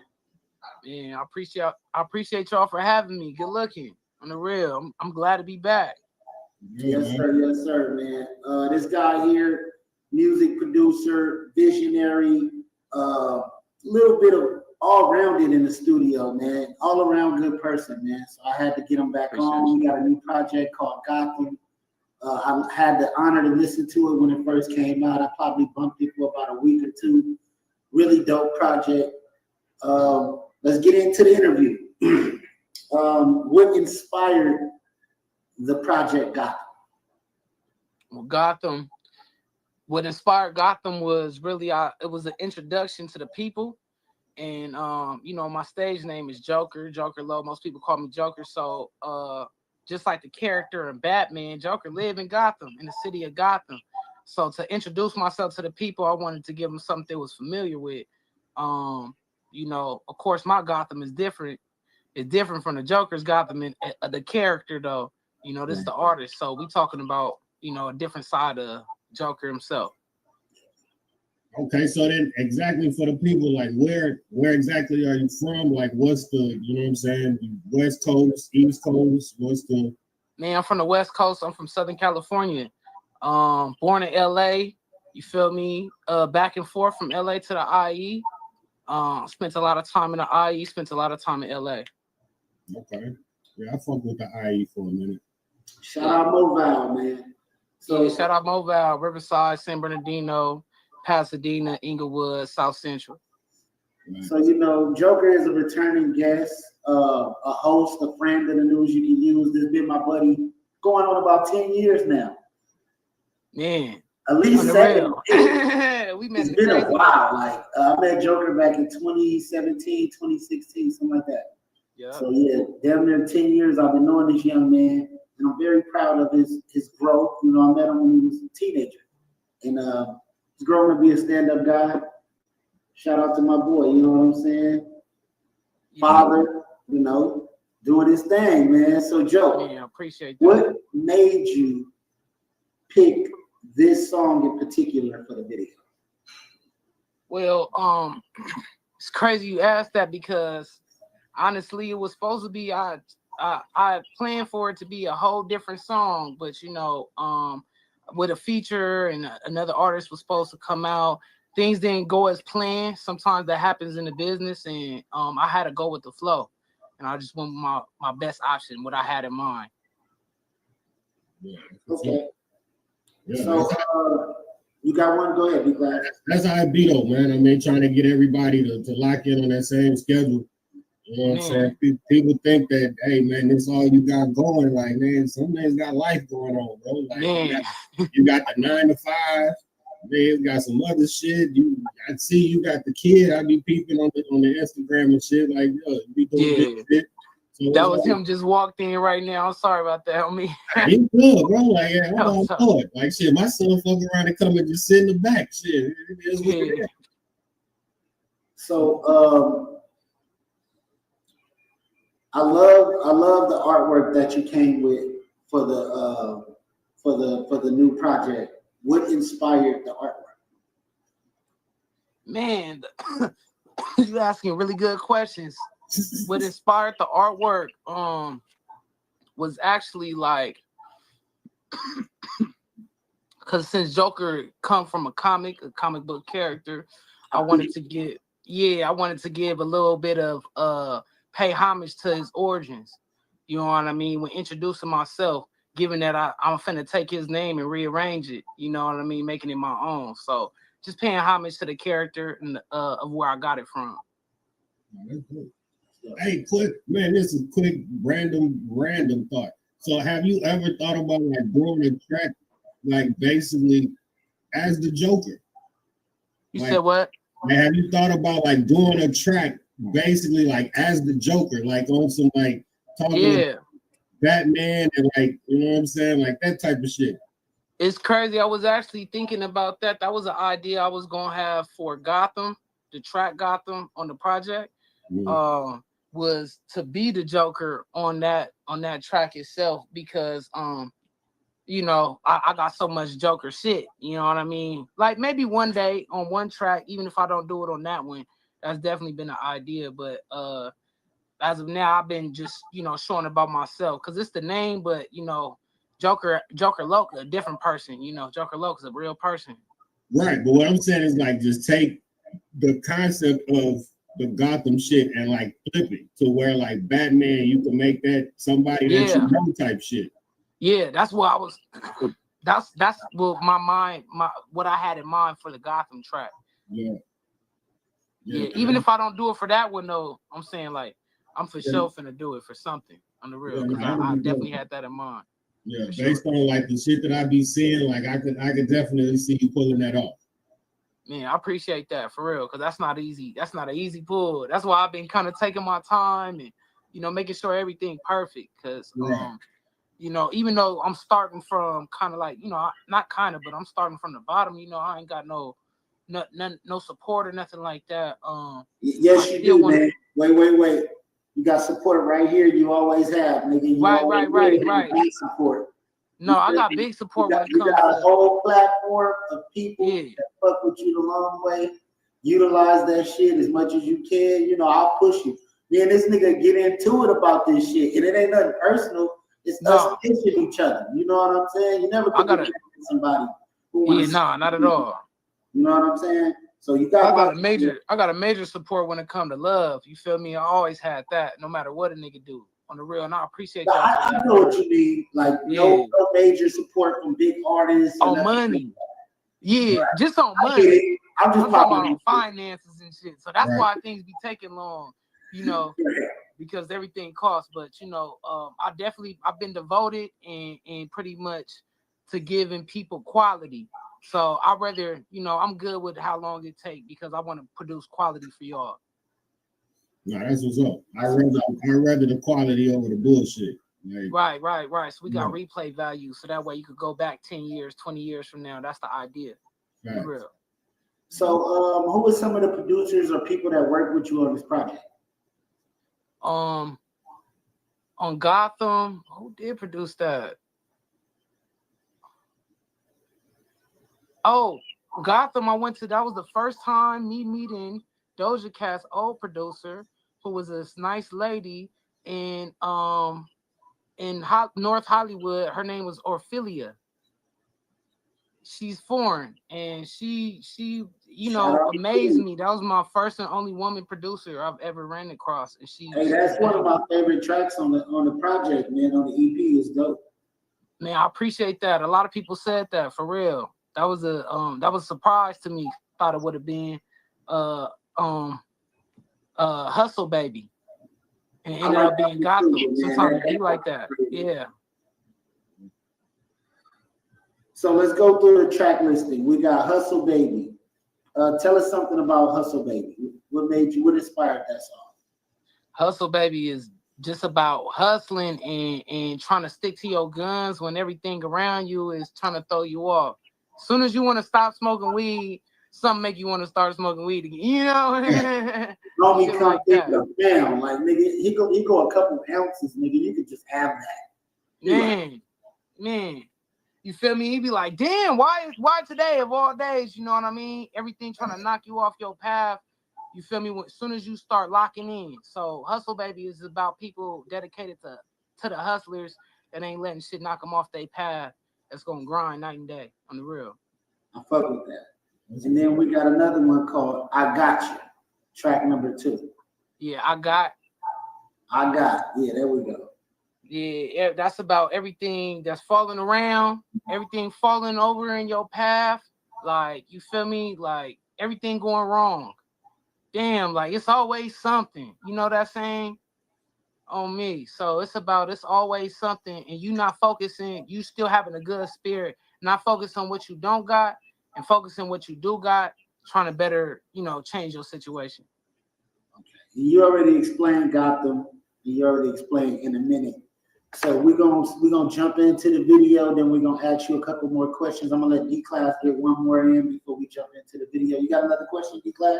I mean, no, I'm pretty excited to see what it is, because I mean, based on the whole explaining of the tracks, is like, yeah, I kind of see where you're going. So yeah, I want to see what we're producing with this video.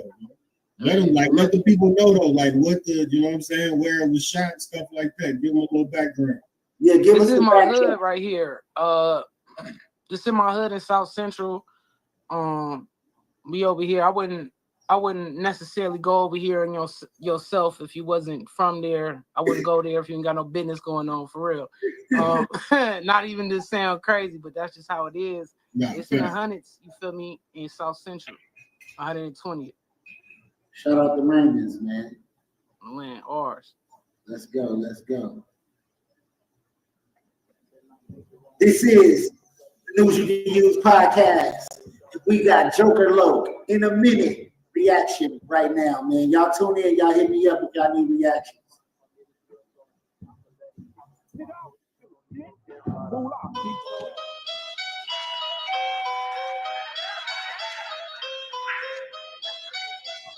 The cameraman did his thing, man. Fuck with him, Joe. On me. Yeah, I appreciate that. Yeah, I ain't posted in a minute, but I'm doing good though. Everybody love Raymond. Put it on my hood. Plus I got a bitch that bend it over and she looking good. Caked up and I ain't got to ask to put it on my wood. Baby, I'm the Don. Smoking on some bomb. Could have been your daddy. I was pulling out your moms and it's been a minute. She call a nigga trying to talk. I tell her in a minute. Cause baby, I've been on my grind and I ain't never finished. Money calling, dollars on the line and I can never miss it. And she know a nigga ain't lying cause she see me spinning. But she ain't trying to break my pockets cause she independent. And I guess I just got a fetish for the finer women. I keep a solid gold pinky with the diamond. I fuck with it. Good looking, bro. I already have fuck with the track, but the video brought the track out. It's dope that I think you should do a video for all four, bro. Man, I wish I had the money for it. That's why I'm finna just push out this next one. The way this next one roll out, I'm gonna have a couple videos for it. That's what I got in mind. On the real. This shit is fire, bro. Good looking. In it just so bitches know that I ain't broke, but I ain't buying women. And I don't wanna fuck you, baby, I want increments. I need my Avenue blues on my fingertips on the land. I've been really popping off some rubber bands. And these niggas just popping off, but they don't understand it. Look, I ain't posted in a minute, but I'm doing good with a thick red bone crip bitch on my wood. Yeah, it's gonna be a minute. The way she throwing all that ass, I'ma cream up in it. I throw your leg up on my shoulder, let me sing up in it. Cause from my hood to Bollywood, I'm the king up in it. I take my time up in this bitch, cause I be deep up in her shit. New 808s, I be beating her shit. Get up, baby, hold on. Ain't no sleeping on this dick. I got Tylenol balls, lower fever when you sick. Goddamn, baby. I hear that money call again. I need all my dividends. I'm all about my Benjamins, Franklins, and increments. She gon' suck my dick and polka dot cheetah print. And I'm gon' need a minute. I've been acting up. Laid that bitch up on her back and had her backing up. They used to have them Cadillacs when I was coming up. So blame it on the way I make it look when I've been through enough. You niggas just don't do enough. Niggas saying, no, you didn't show them niggas how to make crip juice, nigga. Oh, hey, B-Class, what you think so far, man? In the hood, we was, you know, we were just kicking it. B-Class still in here? Yeah, B-Class, what you think so far? Like, yeah, I'm definitely fucking with it. Man, good looking on me. Before I even finish, I'm gonna say this. Joker is one of them artists that can compete with any of these niggas right now. Like the kind of music he putting out, the video, the whole shit. It's in his own lane. He doing his own thing. It don't sound like nobody else shit. He ain't rapping like nobody else. Definitely could compete with what's going on in our little, you feel me? You definitely be a competitor.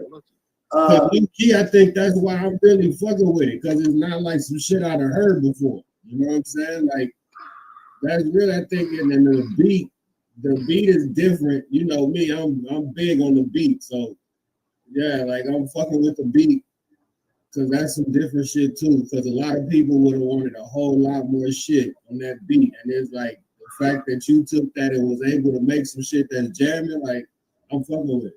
Man, Then you can tell that he is a polished artist. It's not like you could tell like he's been doing this for a minute.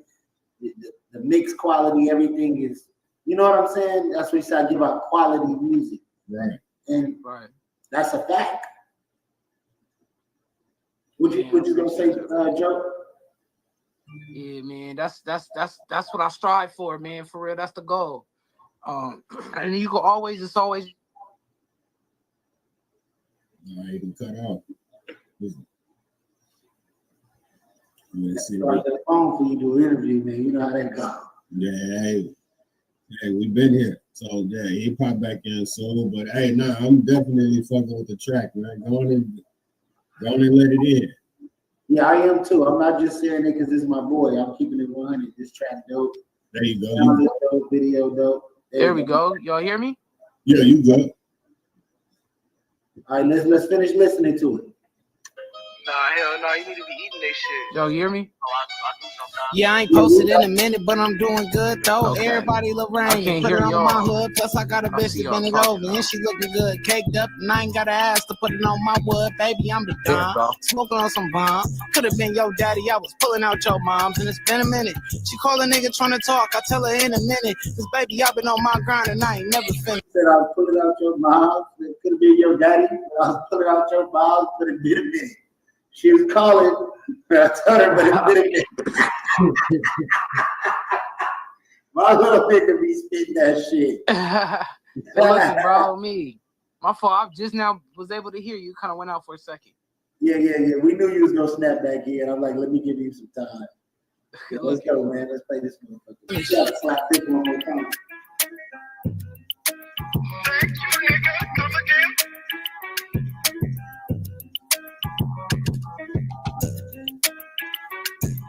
Yeah, I'm able to submit.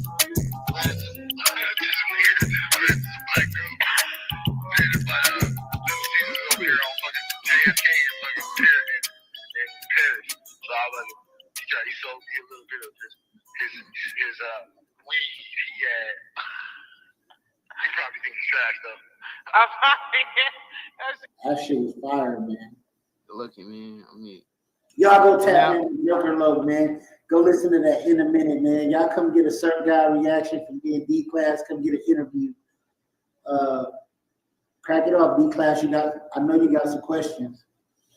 Yeah, man. So I mean, what made you go with that beat? Like what, you know what I'm saying? Like when you heard it, what was your original thought process when you heard it? I wanted to take a challenge.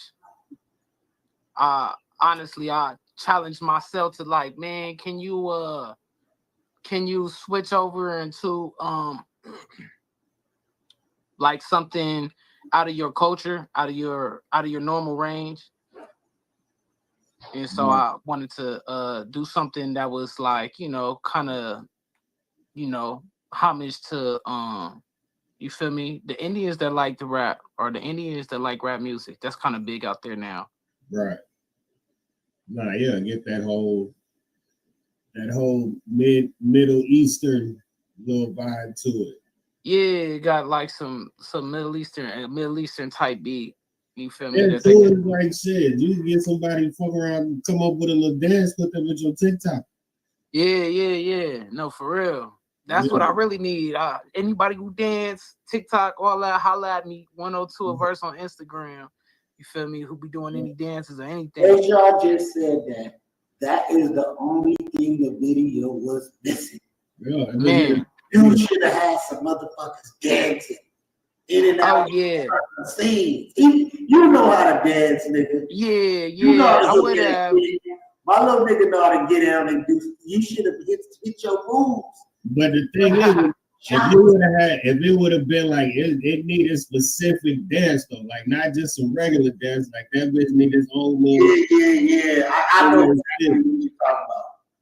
Yeah, like just one person. Didn't need to be a group of people. Could have been one little kid getting a crump off or something, and it would have just took it to the next level. You know what I'm saying? So I was trying to figure it out. I'm like, it's not missing anything. You got all the elements. Everything looked great. But when you said dancing, I said, oh, that's it. There you go. Okay. Yeah, that would have popped for sure. When it comes to the dancing, I had females in mind. That beat is like, yeah, I had females in mind, and I know some, but the time, because things didn't go as planned. You got to remember, I didn't have this song in mind. Yeah, that was some curveball action, man. You just right, yeah. So when it comes to that, it's like if I would have had this song in mind, yeah, I probably would have had that for sure. That would have made all the difference on the real. Yeah, no, that's what's up though. Like the fact that this wasn't the video that you went out there for, like, and the fact that this is what you came with, the quality, like this shit jamming, like I'm gonna fuck with it. So yeah, I appreciate you. Yeah. I was like, man, I already got you here. We gotta shoot something, you know? Yeah. So no, that's what's up though. And then too, the cameraman, like he did his thing too. So shout out to cameraman. Yeah, shout out to J Pro, man. Fuck with J Pro. Yeah, man. So shit, I'm definitely fucking with it, man. I'm gonna put it on my playlist. You know what I'm saying? I'm gonna do some videos and shit. I'm gonna help promote it. So yeah, I got you, bro. I try to follow artists that I like, and I see who shot they shit. If they're not gatekeepers, because some artists be on some, they don't want to tell you who they fucking with. Right. But if they, even Lil Baby or something, I follow who shoot his shit. And then, I just get my own info like that, start plugging in with them. I'm going to give you some games. Start figuring out who the engineer is. Yeah. Who mixing and mastering their shit. Because that's when you're going to have your shit sounding on that quality. And now you're going to fuck them up. You're really going to fuck them up. Yeah, I'm meeting them now. I met a couple of them for this next project, too. I met somebody that used to work with Draco, rest in peace, and some people around there, like in that caliber. So it's gonna be some fire, Yeah, man, we're gonna have to put something together, man. Come up with some funds, put something together. Go hit DJ Flip one time and put you an EP through DJ Flip. Yeah, I've been seeing Flip. That'd be cool. That'd be dope. Then he be having his little deals, or he be, come with a feature and this, that, and this. So it'd be pretty cool. But we gotta slap this one more time, man. We're gonna slap it all the way through. Hell yeah, I appreciate that for sure.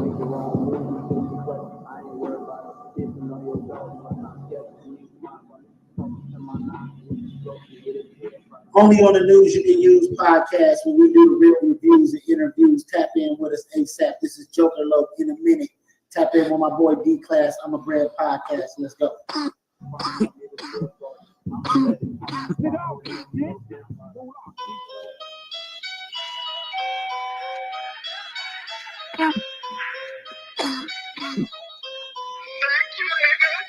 Yeah, I ain't posted in a minute, but I'm doing good though. Everybody love Raymond. Put it on my hood. Plus, I got a bitch that bend it over, and she looking good. Caked up, and I ain't got to ask to put it on my wood. Baby, I'm the Don. Smoking on some bomb. Could have been your daddy. I was pulling out your moms, and it's been a minute. She call a nigga trying to talk. I tell her in a minute. Cause baby, I've been on my grind, and I ain't never finished. Money calling, dollars on the line, and I can never miss it. And she know a nigga ain't lying, cause she see me spinning. She ain't trying to break my pockets, cause she independent. And I guess I just got a fetish for the finer women. I keep a solid gold pinky with the diamonds in it, just so bitches know that I ain't broke, but I ain't buying women. And I don't wanna fuck you, baby, I want increments. I need my Avenue blues on my fingertips on the land. I'm really popping off them rubber bands, and these niggas just popping off, but they don't understand it. Look, I ain't posted in a minute, but I'm doing good with a thick red bone crip bitch on my wood. Yeah, it's gonna be a minute. The way she throwing all that ass, I'ma cream up in it. I throw your leg up on my shoulder, let me sing up in it. Cause from my hood to Bollywood, I'm the king up in it. I take my time up in this bitch, cause I be deep up in her shit. No fakes, say the weights, I be beating her shit. Get up, baby, hold on. Ain't no sleeping on this dick. I got Tylenol balls, lower fever when you sick. Goddamn, baby. I hear that money call again. I need all my dividends. I'm all about my Benjamins, Franklins, and increments. She gon' suck my dick and polka dot cheetah print. And I'm gonna need a minute. I've been acting up. Laid that bitch up on her back and had her backing up. They used to have them Cadillacs when I was coming up. So blame it on the way I make it look when I've been through enough. You niggas just don't do enough. The nigga showed y'all how to make crib juice. Nah, hell no, you need to be eating that shit. Yeah, I ain't posted in a minute, but I'm doing good though. Everybody love Raymond. Put it on my hood. Plus, I got a bitch that bend it over, and she looking good. Caked up, and I ain't got to ask to put it on my wood. Baby, I'm the Don. Smoking on some bomb. Could have been your daddy. I was pulling out your moms, and it's been a minute. She call a nigga trying to talk. I tell her in a minute. Cause baby, I've been on my grind, and I ain't never finished.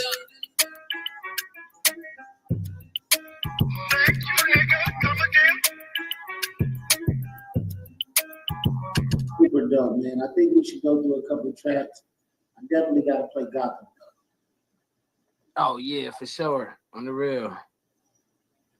Give my boy a subscribe, man. If y'all watching, go subscribe to his page. I appreciate that. Me. Joe got a couple of them. Man, he don't miss. He don't miss, man. He got a couple of them. We're going to play one more. So it's one of my favorites too. More on the mental tip. What the fuck I need to sleep for? So I can watch my bills stack up.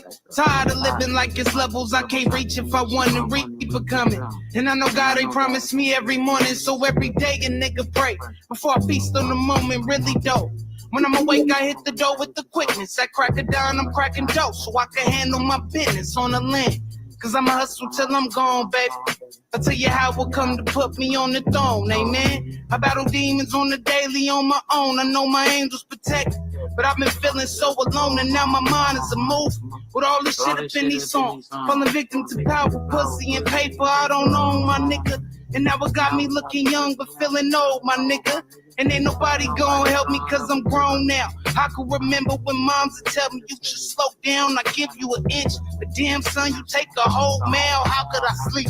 My mind is in a different zone and You know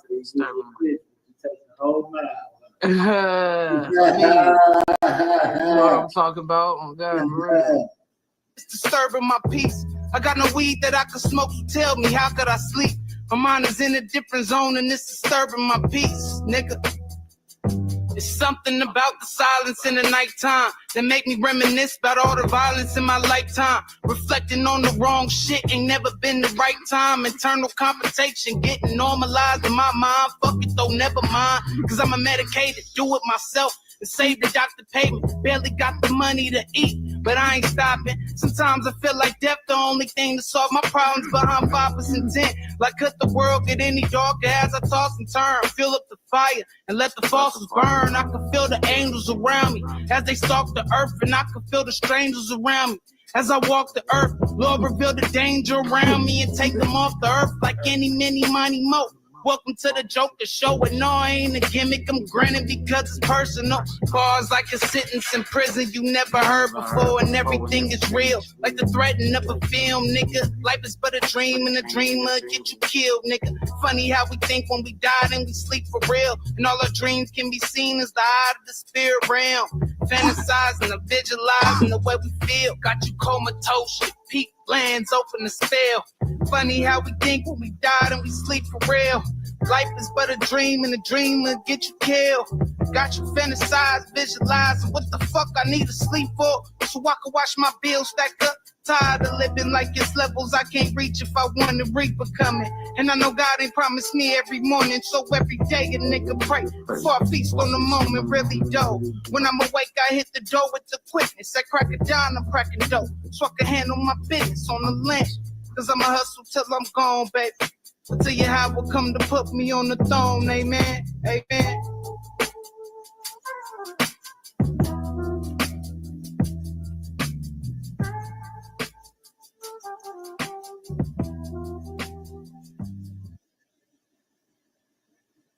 That was dope, man. D-Class, man. This dude right here, man, go crazy, bro. What you think about that one, Class? I want to hear your opinion because he already know how I feel. Nah, that was dope because it's definitely different from the first track. So that showed the range.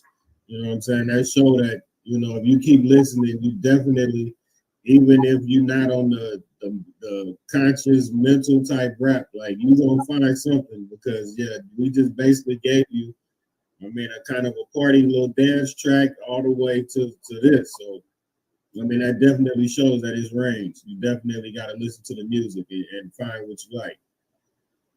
Yeah, I appreciate that. Yeah, I try to show that for sure. Consistently, I'm trying to challenge myself as well as like really give quality. So, you know, I'm just, you know, all the time at battles with myself. I tell people all the time, don't try to battle the people around you. Just focus on you. That's where I got came from, because I was focusing on what I had, even though I ain't had shit. Yeah. But shit, you was able to make something out of this shit though.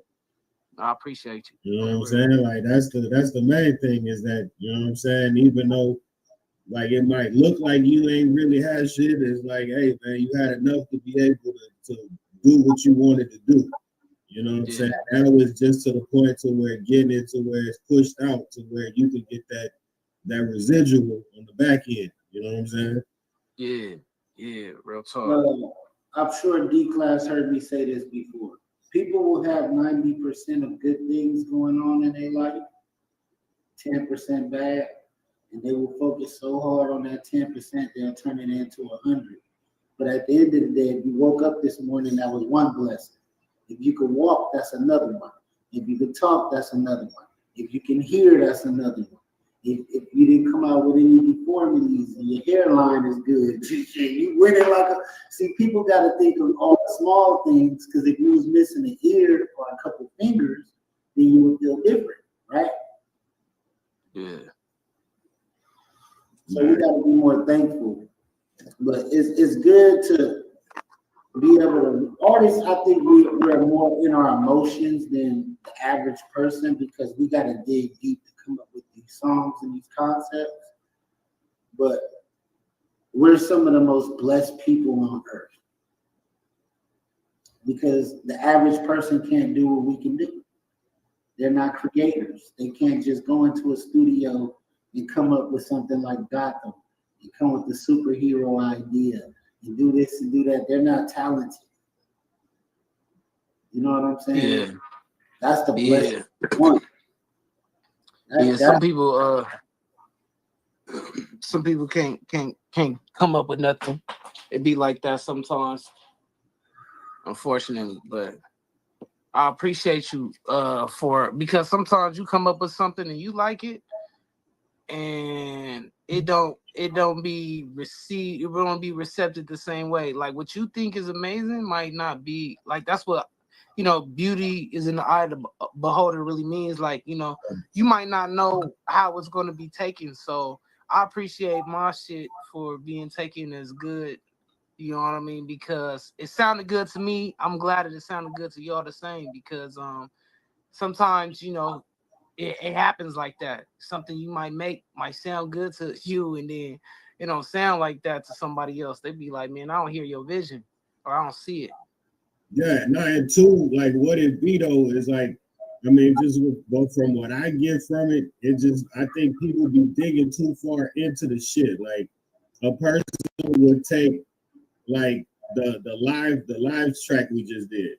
They would take that and be like, okay, why this wasn't in it? Why that wasn't in it? It's like, my nigga, at the end of the day, listen to the music and let it speak for itself. Like, you don't know what what was going on in that time. You know what I'm saying? Everybody, like you said earlier, everybody don't have that budget to where I can give you a $500,000 little song real quick on something that's live. Like, so it's like, yeah. So I mean, yeah, that would, based on when I be listening to like a lot of people that be doing the paid reviews and stuff like that, man. Like, I feel like a lot of that shit they just be nitpicking, bro, just because they feel like they gotta say something. But it's like at the end of the day, man, like you gotta put yourself in that artist's shoes to be like, okay, bet, like I see where you at. Like I see like this could be going on. You know what I'm saying? So yeah, that's kind of how I look at it. Yeah. You know, that do. I mean, you know, that do be that too. Sure, I agree with you. All right, let's get into the title track, Gotham. Sometimes you get fed up, and you get fed up with your job, and your boss, and your bitch, and all of the bullshit disappointments in life. And then all of a sudden you say, you're always frowning all the time. Why don't you just... Lately I've been blessed enough to take my mama out, and I'm a father now, promote healthy relationships, nigga. That's what I'm talking about, and Lord bless it, cause I've been trying to take the harder route. So every day above the ground remind me to smile. I got people on my side that never let me down, cause I got fire in my eyes and lungs in the clouds. Don't disrespect me, I don't wanna paint another clown. He got to crying long leg before we let him down. Look, R.P. to Robin and the sidekicks. You Bruce Wayne's and my chicken-headed side bitch. No, you ain't fucking with me, nigga. I'm the Joker low. So when I charged it to the game, that was all she wrote. Baby, I just wanna turn Gotham up. VIP another section, turn the bottle up. Let's get these bitches something stiff that they can gobble up. Don't get to tripping on my niggas, it's a lot of us. Look, baby, I just wanna turn Gotham up. VIP another section, turn the bottle up. Let's get these bitches something stiff that they can gobble up. Don't get to tripping on my niggas, it's a lot of us. I'm counting blessings, nigga, I just took my father out. And my kids, Water Park is your daughter mouth. Yeah, I just beat her doomies down about her little daddies. Little mama really thinks she grown, talking about she ready. Now she fucking with a real nigga. Yeah, she said her last nigga went limp like spaghetti. I got the bread for the beef, like I'm a walking deli. So you should play with something safe, this is not confetti. It's a celebration for the delegation. I'm wiping down my Ray-Bans and I can see you hate. 7 years ago, you niggas didn't see me waiting. Bitch, dollar signs and men pregnant, so you see me chasing. Cause baby, I just wanna turn Gotham up. VIP another section, turn the bottle up. Let's get these bitches something stiff that they can gobble up. Don't get to tripping on my niggas, it's a lot of us. Look, baby, I just wanna turn Gotham up. VIP another section, turn the bottle up. Let's get these bitches something stiff that they can gobble up. Don't get to tripping on my niggas, it's a whole damn lot of us, nigga. You don't wanna squabble up. Now I don't wanna waste my breath, I don't talk too much. Cheeky, I'm smoking heavy and it costs too much. And I just took the harder route so you can't follow us, Joe. What is the full package? So what happened? I said my boy is the full package, man. Yeah, I appreciate you. Actually, And with this one too, also what inspired this too was the Big Sad flow. I was gonna name this too my Big Sad flow. Like, you know how they got the 03 flow and all that and all the other flows and shit. I was gonna name this the Big Sad flow because that nigga be spitting and shit too. Yeah. So I liked his flow and shit, and I wanted the Big Sad flow. And I forgot to put that on the side too, but I didn't want to make it too confusing for people to find. But shout out Big Sad. That's the Joker low flow, bro. Yeah. On me, I appreciate you for real. That's the Joker flow, man. That shit right there was different. You can't even put yourself in a box with these niggas, man. You gotta be prepared to go and box with these niggas, man. With this music, musically, you ready to be competition with anybody. You know, it's good to give props and give it where it's due, but honestly, I don't hear nobody but you when I was listening to that. Man, I appreciate you. You're no Big Sad flow. So yeah, good looking. By just calling me God. Yeah, good looking. Good land. But what you think, D-Glass? No, I'm fucking with it. Like, that's what I'm saying. I'm definitely gonna jam this shit because I just came across my timeline on Instagram for sure because I kind of heard snippets of it, but I never just heard the whole track. So it's like, yo, man, I'm like I say, I'm definitely gonna put it in rotation, man. Oh man, I appreciate that, bro, for real. Mm-hmm. Yeah, I always thought that my hottest track on the project was Hustle Baby, and everybody thought this one was the hottest track, and that shit surprised me. I was like, damn. So I kept listening to it. I was like, man, I guess I could see why, I could see how, and that's what's up. I'm glad that popped like that. Yeah, that's how it be sometimes, man. Sometimes the people pick what they want to hear. Right. What's this one? The Game. You dropped this recently? Yeah, that's the most recent track that I let go. That's called This Game. And that's really about the ism, you feel me? Let's get it. You know I like to hear that. Yeah.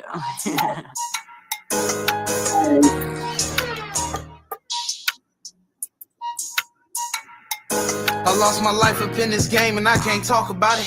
Niggas be talking about they dangerous, can't walk without it. I done spent my life living solo on 10 toes, blowing top shelf smoke.